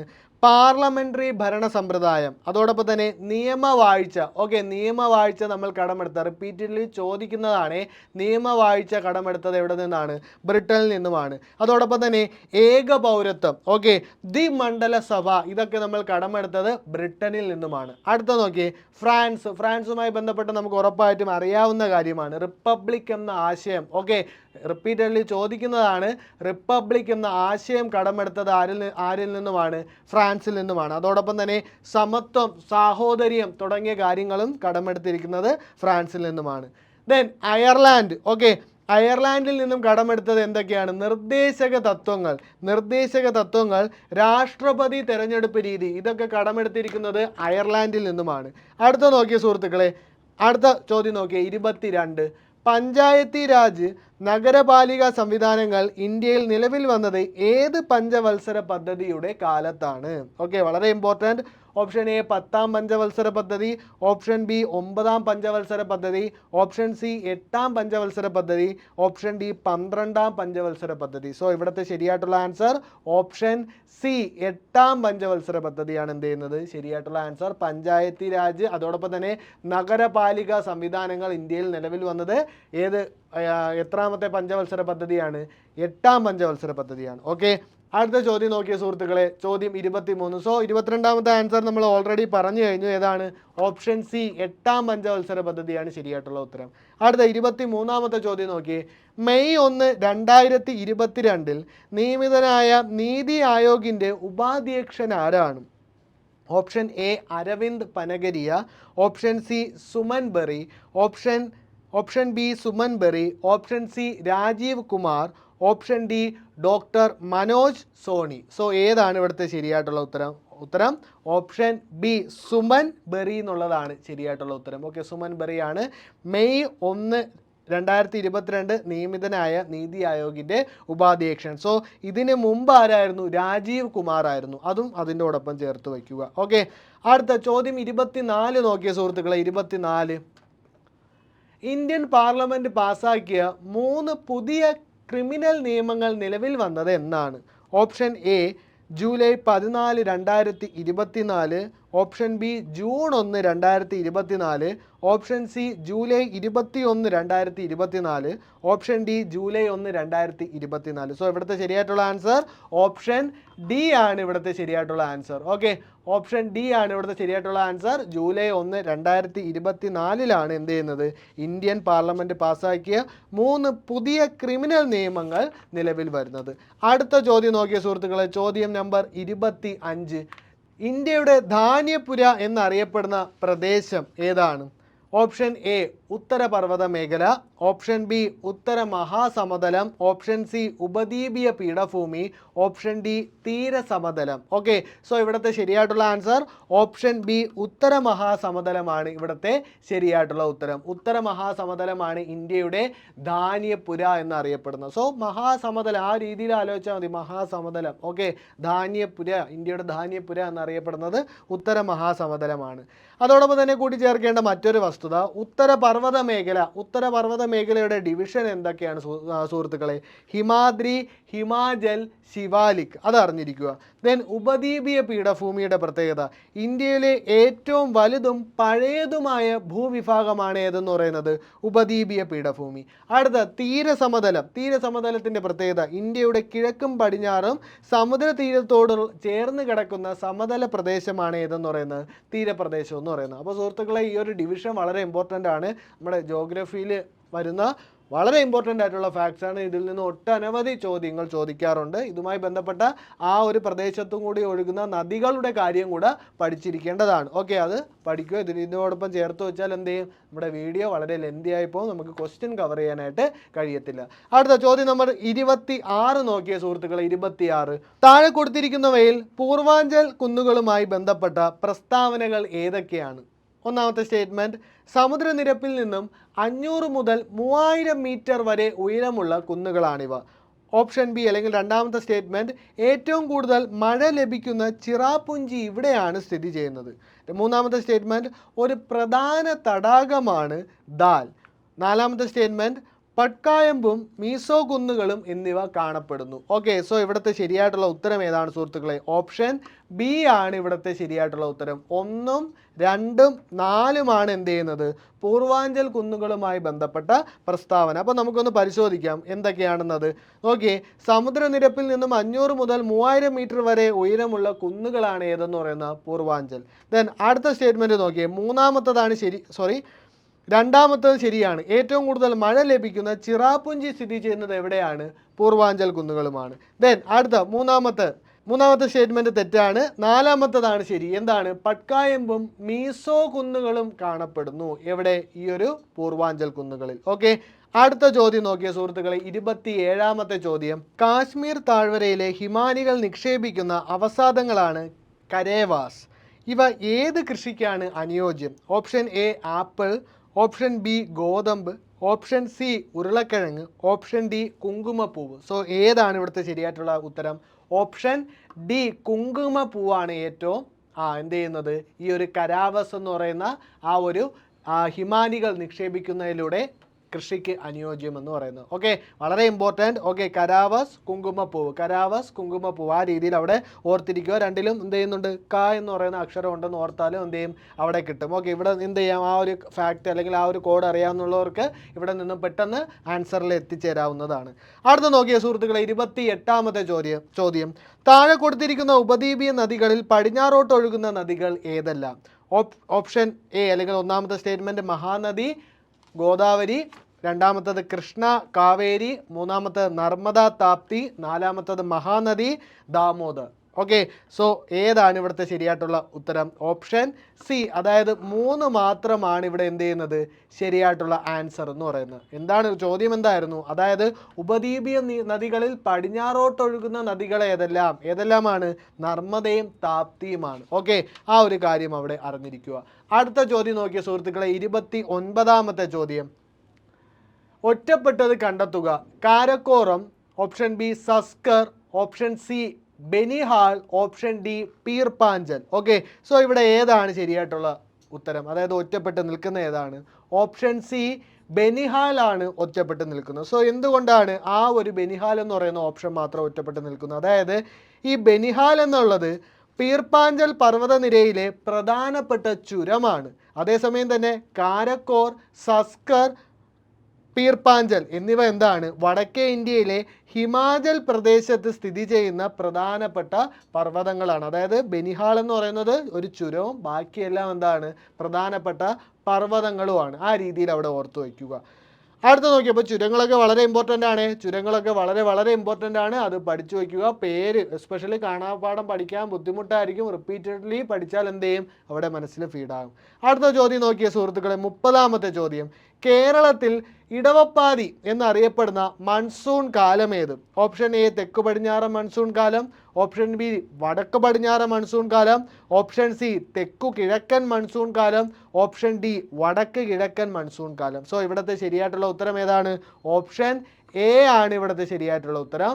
തെക്കു പടിഞ്ഞാറൻ മൺസൂൺ കാലത്തെയാണ് എന്ത് ചെയ്യുന്നത്, എന്തെന്നറിയപ്പെടുന്നത്, ഇടവപ്പാതി എന്നറിയപ്പെടുന്നത്. ഓക്കെ, അടുത്ത ചോദ്യം നോക്കിയ സുഹൃത്തുക്കളെ, 31ാമത്തെ ചോദ്യം, കായിക കേരളത്തിൻ്റെ പിതാവ്, അല്ലേ, റിപ്പീറ്റഡ്ലി ചോദിക്കുന്നതാണ്. കഴിഞ്ഞ ഞാൻ ഡിസ്കസ് ചെയ്ത ആ ഒരു ക്വസ്റ്റ്യൻ പേപ്പറിലും ഇതുമായിട്ട് ബന്ധപ്പെട്ട ഒരു ചോദ്യം ഉണ്ടായിരുന്നു. എന്താണ്? Option A Ravi Varma, option B Goda Varma Raja, option C Raja Raja Varma, option D Rajendra Varma. ഇത് നിങ്ങളെ മനഃപൂർവ്വം തെറ്റിക്കാനായിട്ടാണ് ഇങ്ങനെ കൊടുത്തിട്ടുള്ളത്. ഓപ്ഷൻ ബി ആണ് ഇവിടുത്തെ ശരിയായിട്ടുള്ള ആൻസർ. ഓക്കെ, അതായത് ഗോദവർമ്മ രാജ, അല്ലെങ്കിൽ അദ്ദേഹത്തിന് എന്തെന്ന് അറിയപ്പെടും, GV രാജ എന്നും അറിയപ്പെടും. ഓക്കെ, സോ GV രാജയുടെ ജന്മദിനമായിട്ടുള്ള ഒക്ടോബർ 13, ആ ഒക്ടോബർ 13 നമ്മൾ എന്തായി ആചരിക്കുന്നത്, കായിക ദിനമായി ആചരിക്കുന്നത്. ഓക്കെ, ആ ഒരു കാര്യം കൂടെ അറിഞ്ഞിരിക്കുക. സോ 32ാമത്തെ ചോദ്യം നോക്കിയ സുഹൃത്തുക്കളെ, കേരളത്തിലൂടെ കടന്നു പോകുന്ന ഏറ്റവും നീളം കൂടിയ ദേശീയപാത ഏത്? Option A NH 544, option B NH 85, option C NH 208, option D NH 66. So ഏതാണ് ഇവിടുത്തെ ശരിയായിട്ടുള്ള ഉത്തരം? അതെ, ഓപ്ഷൻ ഡി ആണ് ഇവിടുത്തെ ശരിയായിട്ടുള്ള ഉത്തരം, NH 66. അടുത്ത ചോദ്യം നോക്കിയ സുഹൃത്തുക്കളെ, താഴെ പറയുന്നവയിൽ തെറ്റായ പ്രസ്താവന ഏത്? ജലവൈദ്യുത പദ്ധതികളും അതോടൊപ്പം തന്നെ ജില്ലയും അവിടെ നൽകിയിട്ടുണ്ട്. ഒന്നാമത്തെ പെരിങ്ങൽ കുത്ത്, അതിൻ്റെ നേരെ എറണാകുളം നൽകിയിരിക്കുന്നു. കുറ്റ്യാടി നേരെ കോഴിക്കോട് തന്നിരിക്കുന്നു. കല്ലട കൊല്ലം തന്നിരിക്കുന്നു. ശെങ്കളം ഇടുക്കി തന്നിരിക്കുന്നു. ഇവിടെ ചോദിച്ചിരിക്കുന്ന ചോദ്യം നോക്കണം, തെറ്റായ പ്രസ്താവന ഏതെന്നാണ്. സോ തെറ്റായ പ്രസ്താവന ഏതാണ്? ഓപ്ഷൻ എ ആണ് ഇവിടുത്തെ തെറ്റായ പ്രസ്താവന. പെരിങ്ങൽ കുത്ത് എറണാകുളം എന്നുള്ളത് തെറ്റായ പ്രസ്താവനയാണ്. ബാക്കിയെല്ലാം ശരിയാണ്. ഓക്കെ, കുറ്റ്യാടി ജലവൈദ്യുത പദ്ധതി കോഴിക്കോട്, കല്ലട ജലവൈദ്യുത പദ്ധതി കൊല്ലം, ശെങ്കളം ജലവൈദ്യുത പദ്ധതി ഇടുക്കി. ഓക്കെ, അടുത്ത 34ാമത്തെ ചോദ്യം നോക്കിയ സുഹൃത്തുക്കളെ, കേരളത്തിലെ ഏറ്റവും വടക്കേ അറ്റത്ത് സ്ഥിതി ചെയ്യുന്ന കായൽ ഏതാണ്? ഓപ്ഷൻ എ ശാസ്താംകോട്ട കായൽ, ഓപ്ഷൻ ബി അഷ്ടമുടി കായൽ, ഓപ്ഷൻ സി ഉപ്പള കായൽ, ഓപ്ഷൻ ഡി വേമ്പനാട് കായൽ. സോ ഇവിടെ ഏതാണ് ശരിയായിട്ടുള്ള ഉത്തരം? ഓപ്ഷൻ സി ഉപ്പള കായലാണ് ഇവിടുത്തെ ശരിയായിട്ടുള്ള ഉത്തരം. ഓക്കെ, കേരളത്തിലെ ഏറ്റവും വടക്കേ അറ്റത്ത് സ്ഥിതി ചെയ്യുന്ന കായൽ ഏതാണ്? ഉപ്പള കായൽ. റിപ്പീറ്റഡ്ലി ചോദിക്കുന്നതാണ്. അടുത്ത ചോദ്യം നോക്കിയ സുഹൃത്തുക്കളെ, കേരളത്തിലെ ഏക കന്യാവനം ഏത്? Option A Agasthyavanam, option B Peechi, option C Parambikulam, option D silent Valley. So ഏതാണ് ഇവിടുത്തെ ശരിയായിട്ടുള്ള ഉത്തരം? ഓപ്ഷൻ ഡി സൈലന്റ് വാലിയാണ് ഇവിടുത്തെ ശരിയായിട്ടുള്ള ഉത്തരം. ഓക്കെ, സോ സൈലന്റ് വാലി സ്ഥിതി ചെയ്യുന്ന ജില്ല അല്ലെ ഏതാണ്? പാലക്കാടാണ്. അതവിടെ അതിൻ്റെ കൂടെ പറഞ്ഞിരിക്കുക. അടുത്ത ചോദ്യം നോക്കിയ സുഹൃത്തുക്കളെ, 36ാമത്തെ ചോദ്യം ഒന്ന് നോക്കിയേ. ചിമ്മിണി വന്യജീവി സംരക്ഷണ കേന്ദ്രം സ്ഥിതി ചെയ്യുന്ന ജില്ല. Option A Thrissur, option B Kollam, option C Kottayam, option D Idukki. ഏതാണ് ശരിയായിട്ടുള്ള ഉത്തരം? ഓപ്ഷൻ എ തൃശ്ശൂർ എന്നുള്ളതാണ് ശരിയായിട്ടുള്ള ഉത്തരം. Option A Thrissur. അടുത്ത 37ാമത്തെ ചോദ്യം നോക്കി. തദ്ദേശ സ്വയംഭരണ സ്ഥാപനങ്ങളിൽ പദ്ധതി വിവരങ്ങൾ തയ്യാറാക്കുന്ന സോഫ്റ്റ്വെയറിൻ്റെ പേരെന്താണ്? Option A Sanjaya, option B Sulekha, option C Sakhya, option D Sanketham. So ഏതാണ് ഇവിടുത്തെ ശരിയായിട്ടുള്ള ഉത്തരം? ഓപ്ഷൻ ബി സുലേഖ എന്നുള്ളതാണ് ശരിയായിട്ടുള്ള ഉത്തരം. Option B Sulekha. അടുത്ത 38ാമത്തെ ചോദ്യം നോക്കിയ സുഹൃത്തുക്കളെ, കേരളത്തിലെ ഏറ്റവും ചെറിയ ദേശീയ ഉദ്യാനം ഏതാണ്? Option A Eravikulam, option B Mathikettan Shola, option C Pambadum Shola, option D Anamudi Shola. So ഏതാണ് ശരിയായിട്ടുള്ള ഉത്തരം? ഓപ്ഷൻ സി പാമ്പാടും ചോലയാണ് ശരിയായിട്ടുള്ള ഉത്തരം. ഓക്കെ, അതായത് ഇടുക്കിയിലെ മൂന്നാറിലാണ് എന്ത് ചെയ്യുന്നത്? പാമ്പാടും ചോല സ്ഥിതി ചെയ്യുന്നത്. 39ാമത്തെ ചോദ്യം നോക്കിയ സുഹൃത്തുക്കളെ, കേരള സംസ്ഥാനത്ത് ഏറ്റവും കൂടുതൽ കാണപ്പെടുന്ന മണ്ണ് ഏതാണ്? ഓപ്ഷൻ എ എക്കൽ മണ്ണ്, option B കരിമണ്ണ്, option C ചെമ്മണ്ണ്, option D laterite മണ്ണ്. സോ ഇവിടെ ഏതാണ്? ഓപ്ഷൻ ഡി ലാറ്ററേറ്റ് മണ്ണാണ് ഇവിടുത്തെ ശരിയായിട്ടുള്ള ഉത്തരം. ഓപ്ഷൻ ഡി ലാറ്ററേറ്റ് മണ്ണ്. ഓക്കെ, അവിടെ എന്ത് ചെയ്യുക? അവിടെ കേരളം എൽ എന്നുള്ള രീതിയിൽ ഓർത്ത് വെച്ചാൽ നിങ്ങൾക്ക് എന്ത് ചെയ്യും? ലാറ്ററേറ്റ് എന്നുള്ള ആ ഒരു വേർഡ് കിട്ടും. ഏറ്റവും കൂടുതൽ കാണപ്പെടുന്ന മണ്ണിനം ലാറ്ററേറ്റ്. അടുത്ത 40ാമത്തെ ചോദ്യം നോക്കിയ സുഹൃത്തുക്കളെ, യുനെസ്കോയുടെ സാഹിത്യ നഗര പദവി ലഭിക്കുന്ന രാജ്യത്തെ ആദ്യ നഗരം. Option A Kozhikode, option B Thrissur, option C Kannur, option D Palakkad. So ഏതാണ് ഇവിടുത്തെ ശരിയായിട്ടുള്ള ഉത്തരം? Option A Kozhikode. വളരെ റിപ്പീറ്റായിട്ട് ചോദിച്ചിട്ടുള്ള ഒരു ഫാക്റ്റാണിത്. ഓക്കെ, കേരളത്തിലെ എന്താണ് അല്ലെങ്കിൽ യുനെസ്കോയുടെ സാഹിത്യ നഗര പദവി ലഭിക്കുന്ന രാജ്യത്തെ ആദ്യ നഗരമാണ് ഏതെന്ന് പറയുന്നത്? കോഴിക്കോട്. ഓക്കെ, അത് അവിടെ അറിഞ്ഞിരിക്കുക. അടുത്ത 41ാമത്തെ ചോദ്യം നോക്കിയ സുഹൃത്തുക്കളെ, ഇന്ത്യയിലെ ആദ്യത്തെ ട്രാൻസ്ഷിപ്മെൻറ്റ് ഓപ്പറേഷനായി പ്രവർത്തിക്കാനുള്ള അനുമതി ലഭിച്ചത് ഏത് തുറമുഖത്തിനാണ്? Option A Kochi, option B Visakhapatnam, option C വിഴിഞ്ഞം, ഓപ്ഷൻ ഡി കാണ്ട്ല. സോ ഇവിടുത്തെ ശരിയായിട്ടുള്ള ഉത്തരം ഏതാണ്? ഓപ്ഷൻ സി വിഴിഞ്ഞം എന്നുള്ളതാണ് ശരിയായിട്ടുള്ള ഉത്തരം. അടുത്ത ചോദ്യം നോക്കിയ സുഹൃത്തുക്കളെ, 42ാമത്തെ ചോദ്യം, അന്താരാഷ്ട്ര യോഗാ ദിനത്തിൻ്റെ തീം എന്താണ്? 2024 അന്താരാഷ്ട്ര യോഗാ ദിനത്തിൻ്റെ തീം എന്താണ്? Option A yoga for self and social, option B yoga for social and security, option C yoga for self and society, option D yoga for society and security.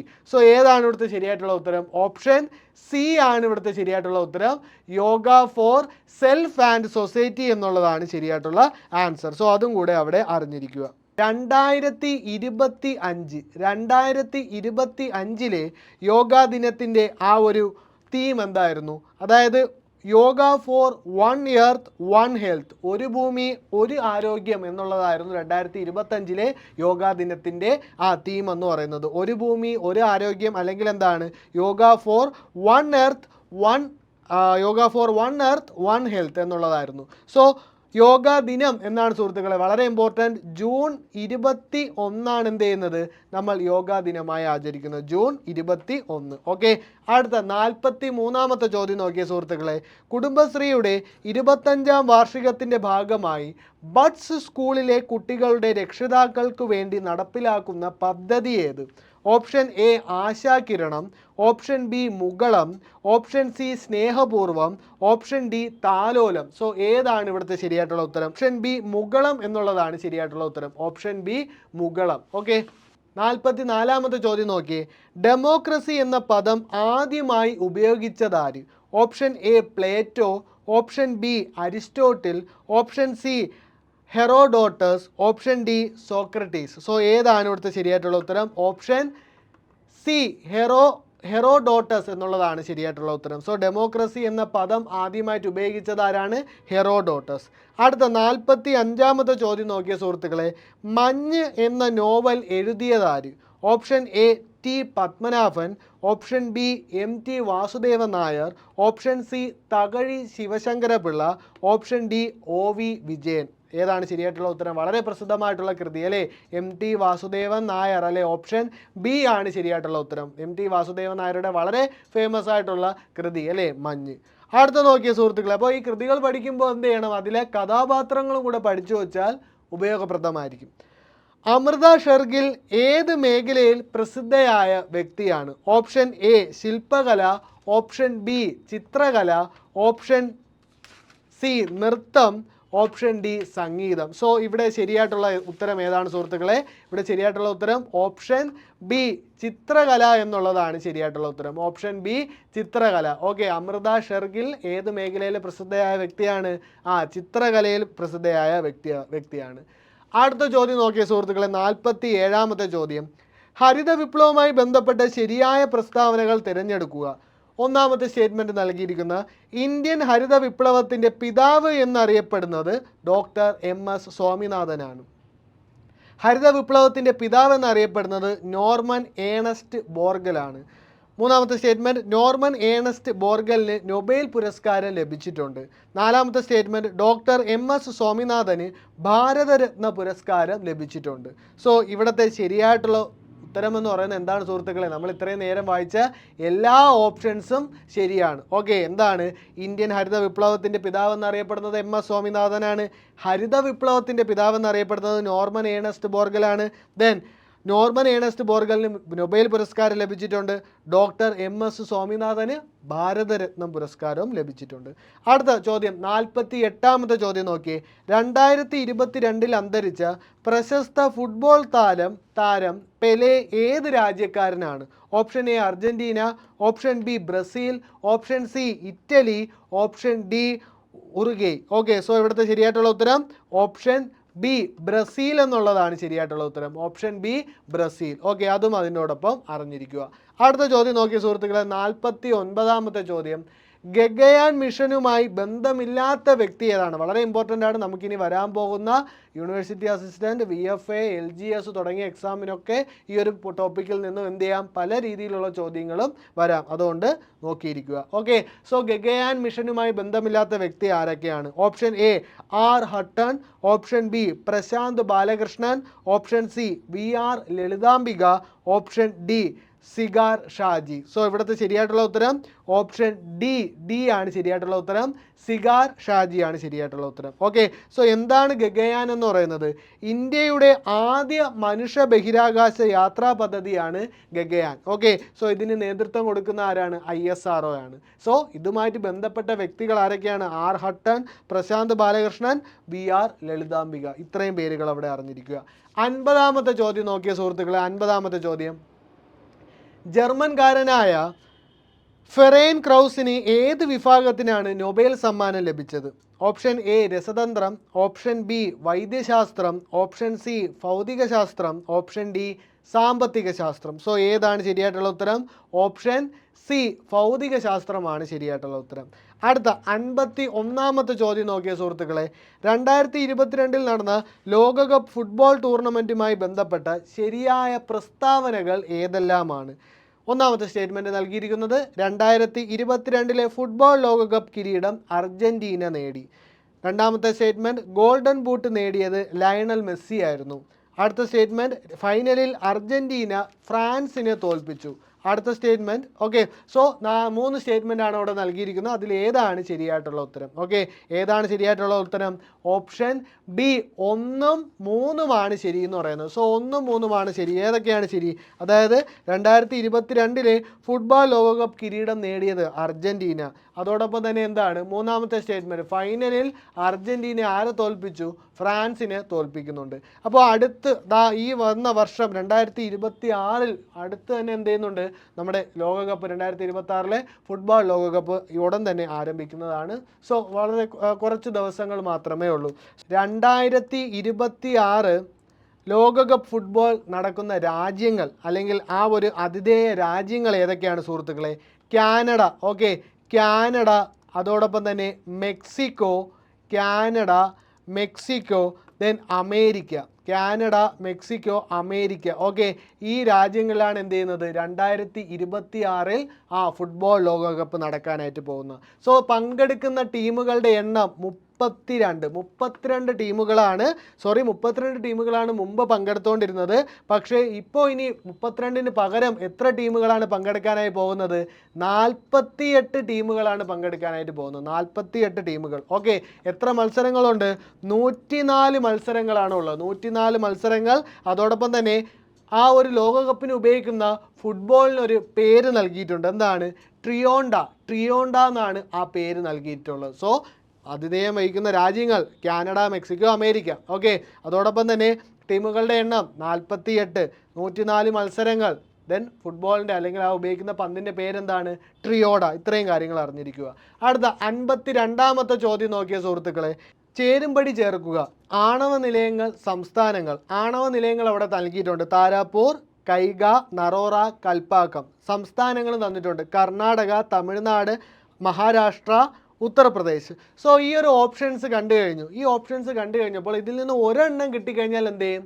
നിങ്ങൾക്ക് അവിടെ ആൻസറിലോട്ട് എത്തിച്ചേരുവാനായി കഴിയും. ഓക്കെ, ഫോർ എക്സാമ്പിൾ ഒരാൾക്കിപ്പോൾ അറിയാം എന്താണ് 4ാമത്തെ നൽകിയിരിക്കുന്ന കൽപ്പാക്കം എന്തുമായി ബന്ധപ്പെട്ടിരിക്കുന്നു? തമിഴ്നാടുമായി ബന്ധപ്പെട്ടിരിക്കുന്നു. So അവിടെ കിട്ടിക്കഴിഞ്ഞാൽ ബാക്കിയുള്ള ആൻസർ കിട്ടും. ഇവിടെ ഏതാണ് ശരിയായിട്ടുള്ള ഉത്തരം?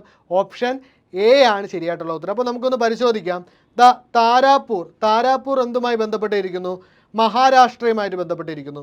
കൈഗ എന്ന് പറയുന്നത് എന്തുമായിട്ട് ബന്ധപ്പെട്ടിരിക്കുന്നു? കർണാടക. ദെൻ നറോറ ഉത്തർപ്രദേശ്, കൽപ്പാക്കം തമിഴ്നാട്. സോ അവിടെ കിട്ടി. ഈ ഒരു ആണവ നിലയങ്ങളും സംസ്ഥാനങ്ങളും ഉറപ്പായും പഠിച്ചിരിക്കേണ്ടതാണ്. ഓക്കെ, അപ്പോൾ അടുത്ത ചോദ്യം നോക്കിയ സുഹൃത്തുക്കളെ, 53ാമത്തെ ചോദ്യം. ചെറുകുടലിൻ്റെ ഭിത്തിയിൽ കാണുന്ന വിരലുകൾ പോലെയുള്ള സൂക്ഷ്മങ്ങളായ ഭാഗങ്ങളാണ് ആഹാരത്തിൽ നിന്നും പോഷക ഘടകങ്ങളെ രക്തത്തിലോട്ട് ആഗിരണം ചെയ്യുന്നത്. ഈ ഭാഗത്തിൻ്റെ പേരെന്ത്? Option A diaphragm, option B vermiform appendix, option C വില്ലസുകൾ, ഓപ്ഷൻ ഡി ഡിയോഡിനം. സോ ഇവിടുത്തെ ശരിയായിട്ടുള്ള ഉത്തരം ഏതാണ് സുഹൃത്തുക്കളെ? ഓപ്ഷൻ സി വില്ലസുകൾ എന്നുള്ളതാണ് ശരിയായിട്ടുള്ള ഉത്തരം. Option C വില്ലസുകൾ. ഓക്കെ, അതവിടെ അറിഞ്ഞിരിക്കുക. അടുത്ത ചോദ്യം നോക്കി, 54ാമത്തെ ചോദ്യം. നിശാന്തത ഒരു അപര്യാപ്ത രോഗമാണ് എന്ന് പറയാനുള്ള കാരണമെന്ത്? ഓപ്ഷൻ എ വിറ്റാമിൻ എയുടെ കുറവ് കൊണ്ടുണ്ടാകുന്നു, ഓപ്ഷൻ ബി അയഡിൻ്റെ കുറവ് കൊണ്ടുണ്ടാകുന്നു, ഓപ്ഷൻ സി മാംസ്യത്തിൻ്റെ കുറവ് കൊണ്ടുണ്ടാകുന്നു, ഓപ്ഷൻ ഡി ഇവയൊന്നുമല്ല. സോ ഏതാണ് ശരിയായിട്ടുള്ള ഉത്തരം? ഓപ്ഷൻ എ ആണ് അവിടുത്തെ ശരിയായിട്ടുള്ള ഉത്തരം. വിറ്റാമിൻ എയുടെ കുറവ് കൊണ്ടുണ്ടാകുന്ന രോഗമാണ് എന്തെന്ന് പറയുന്നത്? നിശാന്തത എന്ന് പറയുന്നത്. 55ാമത്തെ ചോദ്യം നോക്കിയ സുഹൃത്തുക്കളെ, കാർഷിക ഉൽപ്പന്നങ്ങളുടെ മൂല്യവർദ്ധനവും വിപണനവും അടിസ്ഥാനമാക്കി കൃഷി വകുപ്പ് ഓരോ വർഷവും സംഘടിപ്പിക്കുന്ന സംരംഭം. Option A Keraleeyam, option B agri expo, option C Saras, option D Vaiga. ഏതാണ് ശരിയായിട്ടുള്ള ഉത്തരം? ഓപ്ഷൻ ഡി വൈഗ എന്നുള്ളതാണ് ശരിയായിട്ടുള്ള ഉത്തരം. അടുത്ത ചോദ്യം നോക്കിയ സുഹൃത്തുക്കളെ, 55ാമത്തെ ചോദ്യം. 55ാമത്തെ ചോദ്യത്തിൻ്റെ ഉത്തരം നമ്മൾ ഓൾറെഡി പറഞ്ഞു കഴിഞ്ഞു. വൈഗയാണ് അവിടുത്തെ ശരിയായിട്ടുള്ള ഉത്തരം. അടുത്ത 56ാമത്തെ ചോദ്യം നോക്കിയ സുഹൃത്തുക്കളെ, മരത്തിൻ്റെ പേരിൽ നാമകരണം ചെയ്യപ്പെട്ടിരിക്കുന്ന കേരളത്തിലെ വന്യജീവി സങ്കേതം ഏത് ജില്ലയിലാണ് സ്ഥിതി ചെയ്യുന്നത്? Option A Idukki, option B Thiruvananthapuram, option C Kollam, option D Kottayam. ഏതാണ് ശരിയായിട്ടുള്ള ഉത്തരം? ഓപ്ഷൻ സി കൊല്ലമാണ് ശരിയായിട്ടുള്ള ഉത്തരം. കൊല്ലം. ഓക്കെ, അടുത്ത 57ാമത്തെ ചോദ്യം നോക്കി. രക്തത്തിലെ ഓക്സിജൻ സംവഹന ശേഷി കുറയ്ക്കുന്ന ഏത് വാതകമാണ് വാഹനങ്ങളുടെ പുകയിൽ അടങ്ങിയിരിക്കുന്നത്? Option A carbon dioxide, option B carbon monoxide, option C sulphur dioxide, option D nitrogen oxide. So ഇവിടുത്തെ ശരിയായിട്ടുള്ള ഉത്തരം ഏതാ? ഓപ്ഷൻ ബി കാർബൺ മോണോക്സൈഡ് ആണ് ഇവിടുത്തെ ശരിയായിട്ടുള്ള ആൻസർ. ഓക്കെ, അടുത്ത 58ാമത്തെ ചോദ്യം നോക്കിയ സുഹൃത്തുക്കളെ, ഹരിത കേരളം പദ്ധതിയുടെ ബ്രാൻഡ് അംബാസിഡറായി പ്രവർത്തിക്കുന്നത് ആരാണ്? Option A Mammootty, option B PT Usha, option C Sanju Samson, option D J Yesudas. So ശരിയായിട്ടുള്ള ഉത്തരം ഓപ്ഷൻ ഡി ആണ് സുഹൃത്തുക്കളെ ഇവിടെ ശരിയായിട്ടുള്ള ഉത്തരം. ജെ യേശുദാസ് ആണ് എന്ത് ചെയ്യുന്നത്, ഹരിത കേരളം പദ്ധതിയുടെ ബ്രാൻഡ് അംബാസഡർ. അതോടൊപ്പം തന്നെ ഇന്ന് വന്നൊരു ഫാക്റ്റാണ് KSRTCയുടെ ബ്രാൻഡ് അംബാസഡർ ആരാണ്? മോഹൻലാലാണ്. ഓക്കെ, മോഹൻലാലാണ് എന്തെന്ന് പറയുന്നത് KSRTCയുടെ ബ്രാൻഡ് അംബാസഡർ. ഇന്ന് വന്നൊരു ഫാക്റ്റാണ് അത്. ഓക്കെ, അടുത്ത ചോദ്യം നോക്കി, 59ാമത്തെ ചോദ്യം. കേരളത്തിൽ ആദ്യമായി തക്കാളി ഗ്രാമം പദ്ധതി നടപ്പിലാക്കിയ ഗ്രാമപഞ്ചായത്ത് ഏത്? ഓപ്ഷൻ എ മാങ്കളം ഗ്രാമപഞ്ചായത്ത്, ഓപ്ഷൻ ബി ആനാട് ഗ്രാമപഞ്ചായത്ത്, ഓപ്ഷൻ സി മേപ്പാടി ഗ്രാമപഞ്ചായത്ത്, ഓപ്ഷൻ ഡി കിഴക്കഞ്ചേരി ഗ്രാമപഞ്ചായത്ത്. സോ ഇവിടെ ശരിയായിട്ടുള്ള ഉത്തരം ഓപ്ഷൻ ബി ആണ്. ഇവിടുത്തെ സുഹൃത്തുക്കളെ ശരിയായിട്ടുള്ള ഉത്തരം ഏതാണ്? ആനാട് ഗ്രാമപഞ്ചായത്താണ് ശരിയായിട്ടുള്ള ഉത്തരം. ആ ഒരു കാര്യം കൂടെ അവിടെ അറിഞ്ഞിരിക്കുക. അടുത്ത 58ാമത്തെ ചോദ്യം നമ്മൾ ഓൾറെഡി പറഞ്ഞു കഴിഞ്ഞു. അവിടുത്തെ ശരിയായിട്ടുള്ള ഉത്തരം ജെ യേശുദാസ്. 59 തക്കാളി ഗ്രാമം ഏതാണ്? ആനാട് പഞ്ചായത്ത്. അടുത്ത 60ാമത്തെ ചോദ്യം നോക്കിയ സുഹൃത്തുക്കളെ, അന്തരീക്ഷത്തിൽ ഏറ്റവും കൂടുതലായി കാണപ്പെടുന്ന വാതകം ഏതാണ്?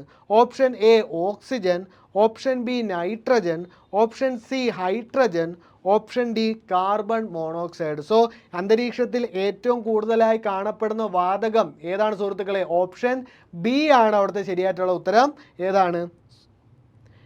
നൈട്രജൻ ആണ് അന്തരീക്ഷത്തിൽ ഏറ്റവും കൂടുതലായി കാണപ്പെടുന്ന വാതകം. അതോടൊപ്പം മറ്റു കാര്യങ്ങളും കൂടെ നോക്കാം.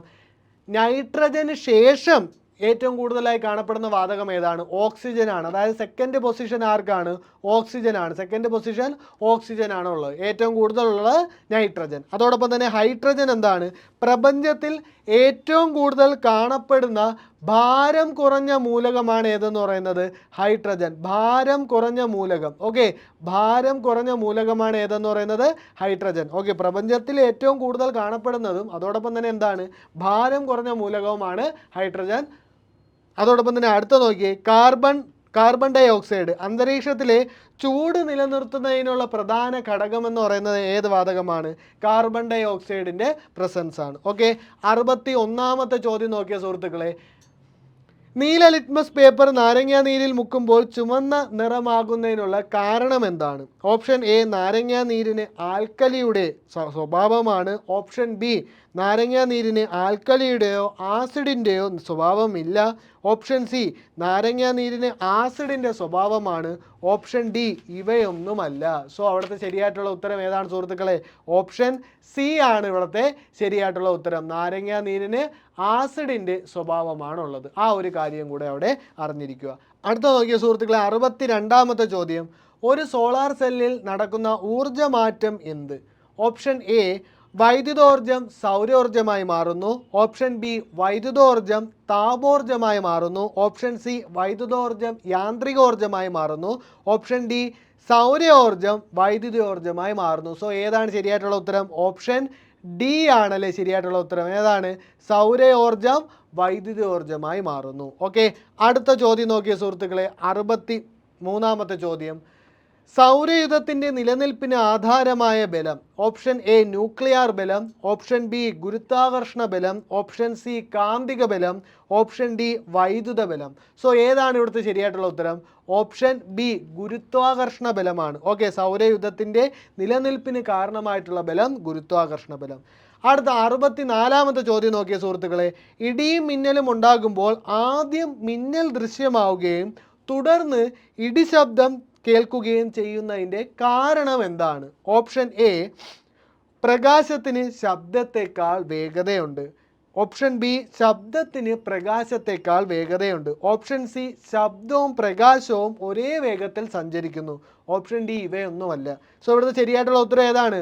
ഓപ്ഷൻ എ ആണ് ഇവിടുത്തെ ശരിയായിട്ടുള്ള ഉത്തരം. ഓക്കെ, ഓപ്ഷൻ എ ആണ് ഇവിടുത്തെ ശരിയായിട്ടുള്ള ഉത്തരം. പ്രകാശത്തിന് ശബ്ദത്തേക്കാൾ വേഗതയുണ്ട്. ഓക്കെ, ഇടിയും മിന്നലും ഉണ്ടാകുമ്പോൾ ആദ്യം മിന്നൽ കാണുകയും അതോടൊപ്പം തന്നെ തുടർന്ന് ഇടി ശബ്ദം കേൾക്കുന്നതിന് പ്രധാനപ്പെട്ട കാരണം എന്താണ്?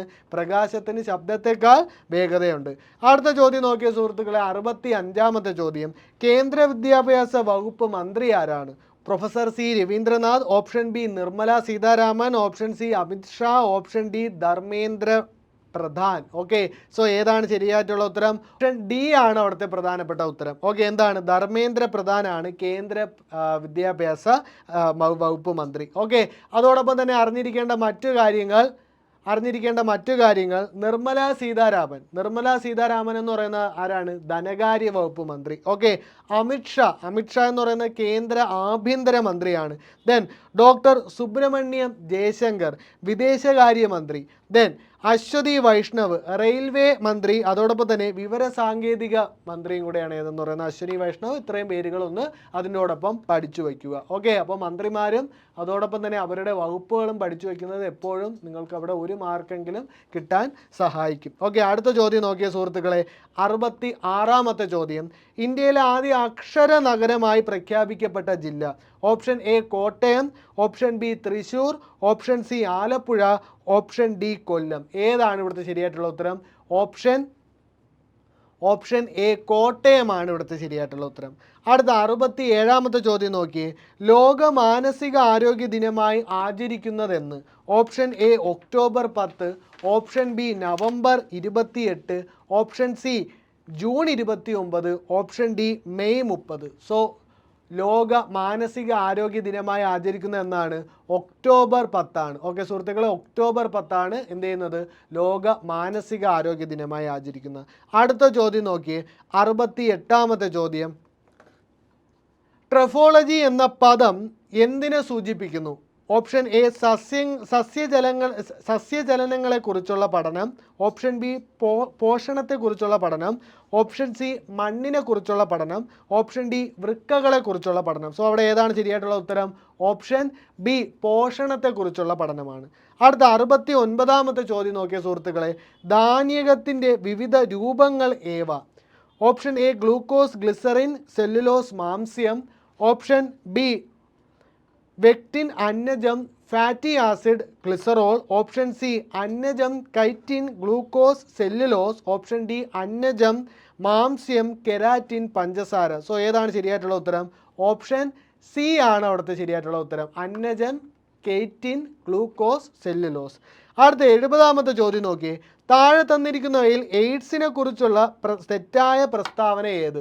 ഓപ്ഷൻ എ എയ്ഡ്സ് പൂർണ്ണമായും ചികിത്സിച്ച് ഭേദമാക്കാൻ കഴിയില്ല. ഓപ്ഷൻ ബി ലൈംഗിക സ്രവങ്ങൾ വഴിയോ HIV അണുബാധയുള്ള രക്തം സ്വീകരിക്കുകയോ വഴി എയ്ഡ്സ് പകരാം. ഓപ്ഷൻ സി എയ്ഡ്സ് ശരീരത്തിലെ വെളുത്ത രക്താണുക്കളെ ബാധിക്കുന്നു. ഓപ്ഷൻ ഡി എയ്ഡ്സ് സമ്പർക്കം വഴിയോ സ്പർശനം വഴിയോ വരുന്ന രോഗമാണ്. സോ ഇവിടുത്തെ ശരിയായിട്ടുള്ള ഉത്തരം ഓപ്ഷൻ ഡി ആണ് ഇവിടുത്തെ ശരിയായിട്ടുള്ള ഉത്തരം. എയ്ഡ്സ് സമ്പർക്കം വഴിയോ സ്പർശനം വഴിയോ വരുന്ന രോഗമാണ്. ഓക്കെ. സോ ഇവിടെ തെറ്റായ പ്രസ്താവനയാണ് ചോദിച്ചിട്ടുള്ളത്. അതുകൊണ്ട് ഇവിടെ ശരിയായിട്ടുള്ള ആൻസർ ഏതാണ്? ഓപ്ഷൻ ഡി ആണ്. ബാക്കി 3 എന്താണ്? ശരിയായിട്ടുള്ള പ്രസ്താവനയാണ്. അടുത്ത 71ാമത്തെ ചോദ്യം നോക്കിയ സുഹൃത്തുക്കളെ, വളരെ ഇമ്പോർട്ടൻ്റ് ആണ് 71ാമത്തെ ചോദ്യം. അർബുദ രോഗത്തെ നേരത്തെ കണ്ടെത്തി ചികിത്സ ലഭ്യമാക്കുന്ന ബോധവൽക്കരണ പദ്ധതി ഏതാണ്? Option A Ardram, option B Suhrutham, option C Hridyam, option D Swasthyam. So ഇവിടുത്തെ ശരിയായിട്ടുള്ള ഉത്തരം ഓപ്ഷൻ ഡി സ്വാസ്ഥ്യം എന്നുള്ളതാണ് ശരിയായിട്ടുള്ള ഉത്തരം. അപ്പോൾ നമുക്ക് ബാക്കിയുള്ളത് നോക്കാം. ആർദ്രം പദ്ധതി എന്ന് പറയുന്നത് ആരോഗ്യ മേഖലയിൽ നടപ്പിലാക്കുന്ന സമഗ്രമായ വികസന പദ്ധതിയാണ് ഏത്? നമ്മുടെ ഈ ആർദ്രം പദ്ധതി എന്ന് പറയുന്നത്, ആർദ്രം മിഷൻ എന്ന് പറയുന്നത്. ഓക്കെ. അപ്പോൾ സർക്കാർ ആശുപത്രികളെ എന്ത് ചെയ്യുക? ജനസൗഹൃദമാക്കുക. ഓക്കെ. മികച്ച ചികിത്സ സാധാരണക്കാരന് നൽകുക എന്നുള്ള ലക്ഷ്യത്തോടു കൂടി ആരംഭിച്ചതാണ് ഏതെന്ന് പറയുന്നത്? ആർദ്രം പദ്ധതി എന്ന് പറയുന്നത്. സുഹൃതം പദ്ധതി ഈ അടുത്ത് നടന്ന എക്സാമിന് വരെ ചോദിച്ചതാണ്. സൗജന്യ ക്യാൻസർ ചികിത്സ ഓക്കെ നൽകുന്ന പദ്ധതിയാണ് ഏതെന്ന് പറയുന്നത്? സുഹൃതം പദ്ധതി. ദെൻ ഹൃദ്യം പദ്ധതി എന്ന് പറയുന്നത് നവജാത ശിശുക്കൾ മുതൽ 18 വയസ്സ് വരെയുള്ള കുട്ടികളുടെ ജന്മനായുള്ള ഹൃദയരോഗങ്ങൾ ഓക്കെ അതെന്ത് ചെയ്യുക? അവർക്ക് ഹൃദയരോഗങ്ങൾ കണ്ടെത്തി അവർക്ക് സൗജന്യ ചികിത്സ നൽകി ഉറപ്പാക്കുന്ന പദ്ധതിയാണ് ഏതെന്ന് പറയുന്നത്? ഈ ഒരു ഹൃദ്യം പദ്ധതി എന്ന് പറയുന്നത്. ആ ഒരു വേർഡ് തന്നെയുണ്ട്. ഓക്കെ. സോ ഈ പദ്ധതികളൊക്കെ അറിഞ്ഞിരിക്കുക. ഉറപ്പായിട്ട് ഈ സുഹൃതം പദ്ധതിയൊക്കെ അടുത്ത് നടന്ന എക്സാമും കഴിഞ്ഞ PYQലും എന്ത് ചെയ്യുന്നുണ്ട്? നമ്മൾ ഈ സുഹൃതം പദ്ധതി ഡിസ്കസ് ചെയ്തിട്ടുണ്ട്. ഓക്കെ. അടുത്ത 72ാമത്തെ ചോദ്യം നോക്കിയ സുഹൃത്തുക്കളെ, മലേറിയ രോഗത്തിന് കാരണമായ രോഗകാരി? Option A entamoeba, option B plasmodium, option C നാടവര, option D coliform bacteria. So ഇവിടെ ശരിയായിട്ടുള്ള ഉത്തരം ഓപ്ഷൻ ബി പ്ലാസ്മോഡിയം എന്നുള്ളതാണ് ഇവിടുത്തെ ശരിയായിട്ടുള്ള ഉത്തരം. ഓക്കെ. മലേറിയ രോഗത്തിന് കാരണമായ രോഗകാരി ഏതാണ്? പ്ലാസ്മോഡിയം. 73-ാമത്തെ ചോദ്യം നോക്കി. ഹൃദയത്തെ ക്യാൻസർ ബാധിക്കുന്നത് അപൂർവങ്ങളിൽ അത്യപൂർവമായിട്ടുള്ള കാരണമാണ്. സോ അടുത്ത ചോദ്യം നോക്കിയ സുഹൃത്തുക്കളെ, 73-ാമത്തെ ചോദ്യം. ഹൃദയത്തെ ക്യാൻസർ ബാധിക്കുന്നത് അപൂർവങ്ങളിൽ അത്യപൂർവമാണ്, കാരണമെന്ത്? ഹൃദയകോശങ്ങളിൽ ഒന്നിലധികം മർമ്മം കാണപ്പെടുന്നത് കൊണ്ട്. ഓപ്ഷൻ ബി, ഹൃദയകോശങ്ങളിൽ കോശവിഭജനം നടക്കാത്തതുകൊണ്ട്. ഓപ്ഷൻ സി, ഹൃദയപ്രവർത്തനം അനിയന്ത്രിതമായതുകൊണ്ട്. ഓപ്ഷൻ ഡി, ഹൃദയം രക്തം പമ്പ് ചെയ്യുന്നത് കൊണ്ട്. സോ ഇവിടുത്തെ ശരിയായിട്ടുള്ള ഉത്തരം ഏതാണ് സുഹൃത്തുക്കളെ? ഓപ്ഷൻ ബി ആണ് ഇവിടുത്തെ ശരിയായിട്ടുള്ള ഉത്തരം. ഹൃദയകോശങ്ങളിൽ കോശവിഭജനം നടക്കാത്തത് കൊണ്ടാണ് എന്ത് ചെയ്യുന്നത്, ഹൃദയത്തിൽ അങ്ങനെ ക്യാൻസർ വരാത്തത്. അപൂർവങ്ങളിൽ അപൂർവം മാത്രമേ എന്ത് ചെയ്യുന്നുള്ളൂ, ഹൃദയത്തിൽ ക്യാൻസർ വരാത്തുള്ളൂ. പ്രധാനമായിട്ടും അവിടെ എന്ത് ചെയ്യുന്നില്ല, കോശവിഭജനം നടക്കുന്നില്ല. സുഹൃത്തുക്കളെ 74-ാമത്തെ ചോദ്യം നോക്കി. സ്ത്രീകളുടെ മാനസികാരോഗ്യവും സാമൂഹിക ആരോഗ്യവും ഉറപ്പുവരുത്താൻ സംസ്ഥാന ഹോമിയോപ്പതി വകുപ്പ് ആരംഭിച്ച പദ്ധതി ഏത്? Option A Ardram, option B Seethalayam, option C Karunalayam, option D Ushas. Okay, so ഇവിടെ ശരിയായിട്ടുള്ള ഉത്തരം ഏതാണ്? ഓപ്ഷൻ ബി കരുണാലയം എന്നുള്ളതാണ്. ഓപ്ഷൻ ബി സീതാലയം എന്നുള്ളതാണ് ശരിയായിട്ടുള്ള ആൻസർ. ഓക്കെ, സ്ത്രീകളുടെ മാനസികാരോഗ്യവും സാമൂഹിക ആരോഗ്യവും ഉറപ്പുവരുത്താൻ സംസ്ഥാന ഹോമിയോപ്പതി വകുപ്പ് ആരംഭിച്ച പദ്ധതിയാണ് ഏത്? സീതാലയം. അടുത്ത 75-ാമത്തെ ചോദ്യം നോക്കിയ സുഹൃത്തുക്കളെ. 75-ാമത്തെ, മനുഷ്യ ശരീരത്തിൽ ഇൻസുലിൻ്റെ സഹായത്തോടെ ഗ്ലൂക്കോസിനെ ഗ്ലൈക്കോജനാക്കി മാറ്റിയതിനു ശേഷം ഏത് അവയവത്തിലാണ് സംഭരിക്കുന്നത്? ഓപ്ഷൻ എ വൃക്ക, ഓപ്ഷൻ ഡി ത്വക്ക്, ഓപ്ഷൻ സി കരൾ, ഓപ്ഷൻ ഡി ചെറുകുടൽ. ഏതാണ് ശരിയായിട്ടുള്ള ഉത്തരം? ഓപ്ഷൻ സി കരളാണ് ശരിയായിട്ടുള്ള ഉത്തരം അല്ലേ? മനുഷ്യ ശരീരത്തിൽ ഇൻസുലിൻ്റെ സഹായത്തോടെ ഗ്ലൂക്കോസിനെ ഗ്ലൈക്കോജനാക്കി മാറ്റിയതിന് ശേഷം സംഭരിക്കുന്നത് എവിടെയാണ്? കരളിലാണ്. നോട്ട് ചെയ്ത് വെച്ചുള്ളത് ഇമ്പോർട്ടൻറ്റ്. 76-ാമത്തെ ചോദ്യം നോക്കിയ സുഹൃത്തുക്കളെ. കോശത്തിൻ്റെ ഊർജ്ജ നാണയം അല്ലെങ്കിൽ എനർജി കറൻസി എന്നറിയപ്പെടുന്നത് ഏതാണ്? Option A adenosine triphosphate, option B glucose, option C mitochondria, option D കൊഴുപ്പ്. ഓക്കെ, ഏതാണ് ശരിയായിട്ടുള്ള ഉത്തരം? ഓപ്ഷൻ എ അഡിനോസിൻ ട്രൈഫോസ്ഫേറ്റ് ആണ് എന്ത് ചെയ്യുന്നത്, കോശത്തിൻ്റെ ഊർജ്ജ നാണയം അല്ലെങ്കിൽ എനർജി കറൻസി എന്നറിയപ്പെടുന്നത്. അടുത്ത 78-ാമത്തെ ചോദ്യം നോക്കിയ സുഹൃത്തുക്കളെ. 77-ാമത്തെ ചോദ്യം നോക്കി. 2024 ജനുവരി 16-ന് 100-ാം ചരമവാർഷികം ആചരിച്ച മലയാള കവി. Option A Ulloor, option B Vallathol Narayana Menon, option C Kumaranasan, option D Vayalar Ramavarma. So ഏതാണ് ശരിയായിട്ടുള്ള ഉത്തരം?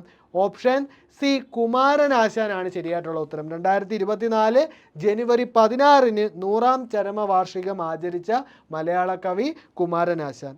അടുത്ത 78-ാമത്തെ ചോദ്യം നോക്കിയ സുഹൃത്തുക്കളെ. രാജ്യാന്തര AI ഉച്ചകോടിക്ക് വേദിയാകുന്ന കേരളത്തിലെ നഗരം. Option A Kottayam, option B Kollam, option C Kochi, option D Thiruvananthapuram. So ഏതാണ് ശരിയായിട്ടുള്ള ഉത്തരം? ഓപ്ഷൻ സി കൊച്ചിയാണ് ശരിയായിട്ടുള്ള ഉത്തരം. രാജ്യാന്തര AI ഉച്ചകോടിക്ക് വേദിയാവുന്ന കേരളത്തിലെ നഗരം കൊച്ചി. അടുത്ത ചോദ്യം നോക്കിയ സുഹൃത്തുക്കളെ. ആംബേൽ പുരസ്കാരം ഏത് മേഖലയിലെ മികവിനാണ് നൽകുന്നത്? ആംബേൽ പുരസ്കാരം ഏത് മേഖലയിലെ മികവിനാണ് നൽകുന്നത്? ഓപ്ഷൻ എ ശാസ്ത്രം, ഓപ്ഷൻ ബി ഗണിതം, ഓപ്ഷൻ സി സാഹിത്യം, ഓപ്ഷൻ ഡി കല. ഏതാണ് ശരിയായിട്ടുള്ള ഉത്തരം? ഓപ്ഷൻ ബി ഗണിതമാണ് എന്ത് ചെയ്യുന്നത്, ആംബേൽ പുരസ്കാരം ആ ഒരു മേഖലയിൽ നൽകുന്ന. ഏത് മേഖലയിലാണ്? ഗണിതം. അടുത്ത 80-ാമത്തെ ചോദ്യം നോക്കി. 2024 വനിതാ ദിനത്തിൽ രാജ്യസഭയിലേക്ക് ഇന്ത്യൻ രാഷ്ട്രപതി നാമനിർദ്ദേശം ചെയ്ത എഴുത്തുകാരി. Option A Arundhati Roy, option B Anita Desai, option C Sudhamurthy, option D Agatha Christie. ഏതാണ് ശരിയായിട്ടുള്ള ഉത്തരം സുഹൃത്തുക്കളെ? ഇവിടെ ശരിയായിട്ടുള്ള ഉത്തരം ഓപ്ഷൻ സി സുധാമൂർത്തി. സുധാമൂർത്തിയാണ് എന്ത് ചെയ്യുന്നത്, 2024 വനിതാ ദിനത്തിൽ രാജ്യസഭയിലേക്ക് ഇന്ത്യൻ രാഷ്ട്രപതി നാമനിർദ്ദേശം ചെയ്യുന്നത്. ഓക്കെ സുഹൃത്തുക്കളെ, അപ്പോൾ നമ്മൾ ഇന്നിവിടെ 80 ചോദ്യങ്ങൾ ഡിസ്കസ് ചെയ്തു. ഓക്കെ, സോ ഈ 80 ചോദ്യങ്ങൾ ഡിസ്കസ് ചെയ്തപ്പോൾ ഇതിൽ ഏതൊക്കെ ഭാഗങ്ങളാണ് റിപ്പീറ്റ് ചെയ്ത് വരുന്നതെന്ന് കൂട്ടുകാർക്ക് മനസ്സിലായിട്ടുണ്ട്. കഴിഞ്ഞ ചോദ്യ പേപ്പറുകളിൽ നമ്മൾ ഡിസ്കസ് ചെയ്ത ഫാക്റ്റ് എന്ത് ചെയ്യുന്നുണ്ട്, ഇവിടെ ആവർത്തിച്ച് വരുന്നുണ്ട്. സോ സുഹൃത്തുക്കൾ ചെയ്യേണ്ട കാര്യം എന്തെന്ന് വെച്ചാൽ ഈ ആവർത്തിച്ച് വരുന്ന ടോപ്പിക്സ് കുറച്ച് ആഴത്തിലും കൂടെ എന്ത് ചെയ്യുക, പഠിക്കുക. ഉറപ്പായിട്ടും അതിലുള്ള മിസലേനിയസ് ആയിട്ടുള്ള ഫാക്ട്സ് ചോദിക്കാം. അതോടൊപ്പം തന്നെ എന്ത് ചെയ്യുന്നുണ്ട്, സയൻസ് വിഷയങ്ങളിലൊക്കെ അതേ ചോദ്യം അതായത് സെയിം ചോദ്യം എന്ത് ചെയ്യുന്നുണ്ട്, മുൻകാല ചോദ്യ പേപ്പറുകളിൽ ചോദിച്ച സെയിം ചോദ്യം ആവർത്തിച്ച് വരുന്നുണ്ട്. സോ നന്നായി പഠിക്കുക. തുടർന്ന് വരുന്ന ക്ലാസ്സുകളിൽ കാണാം. Thank you.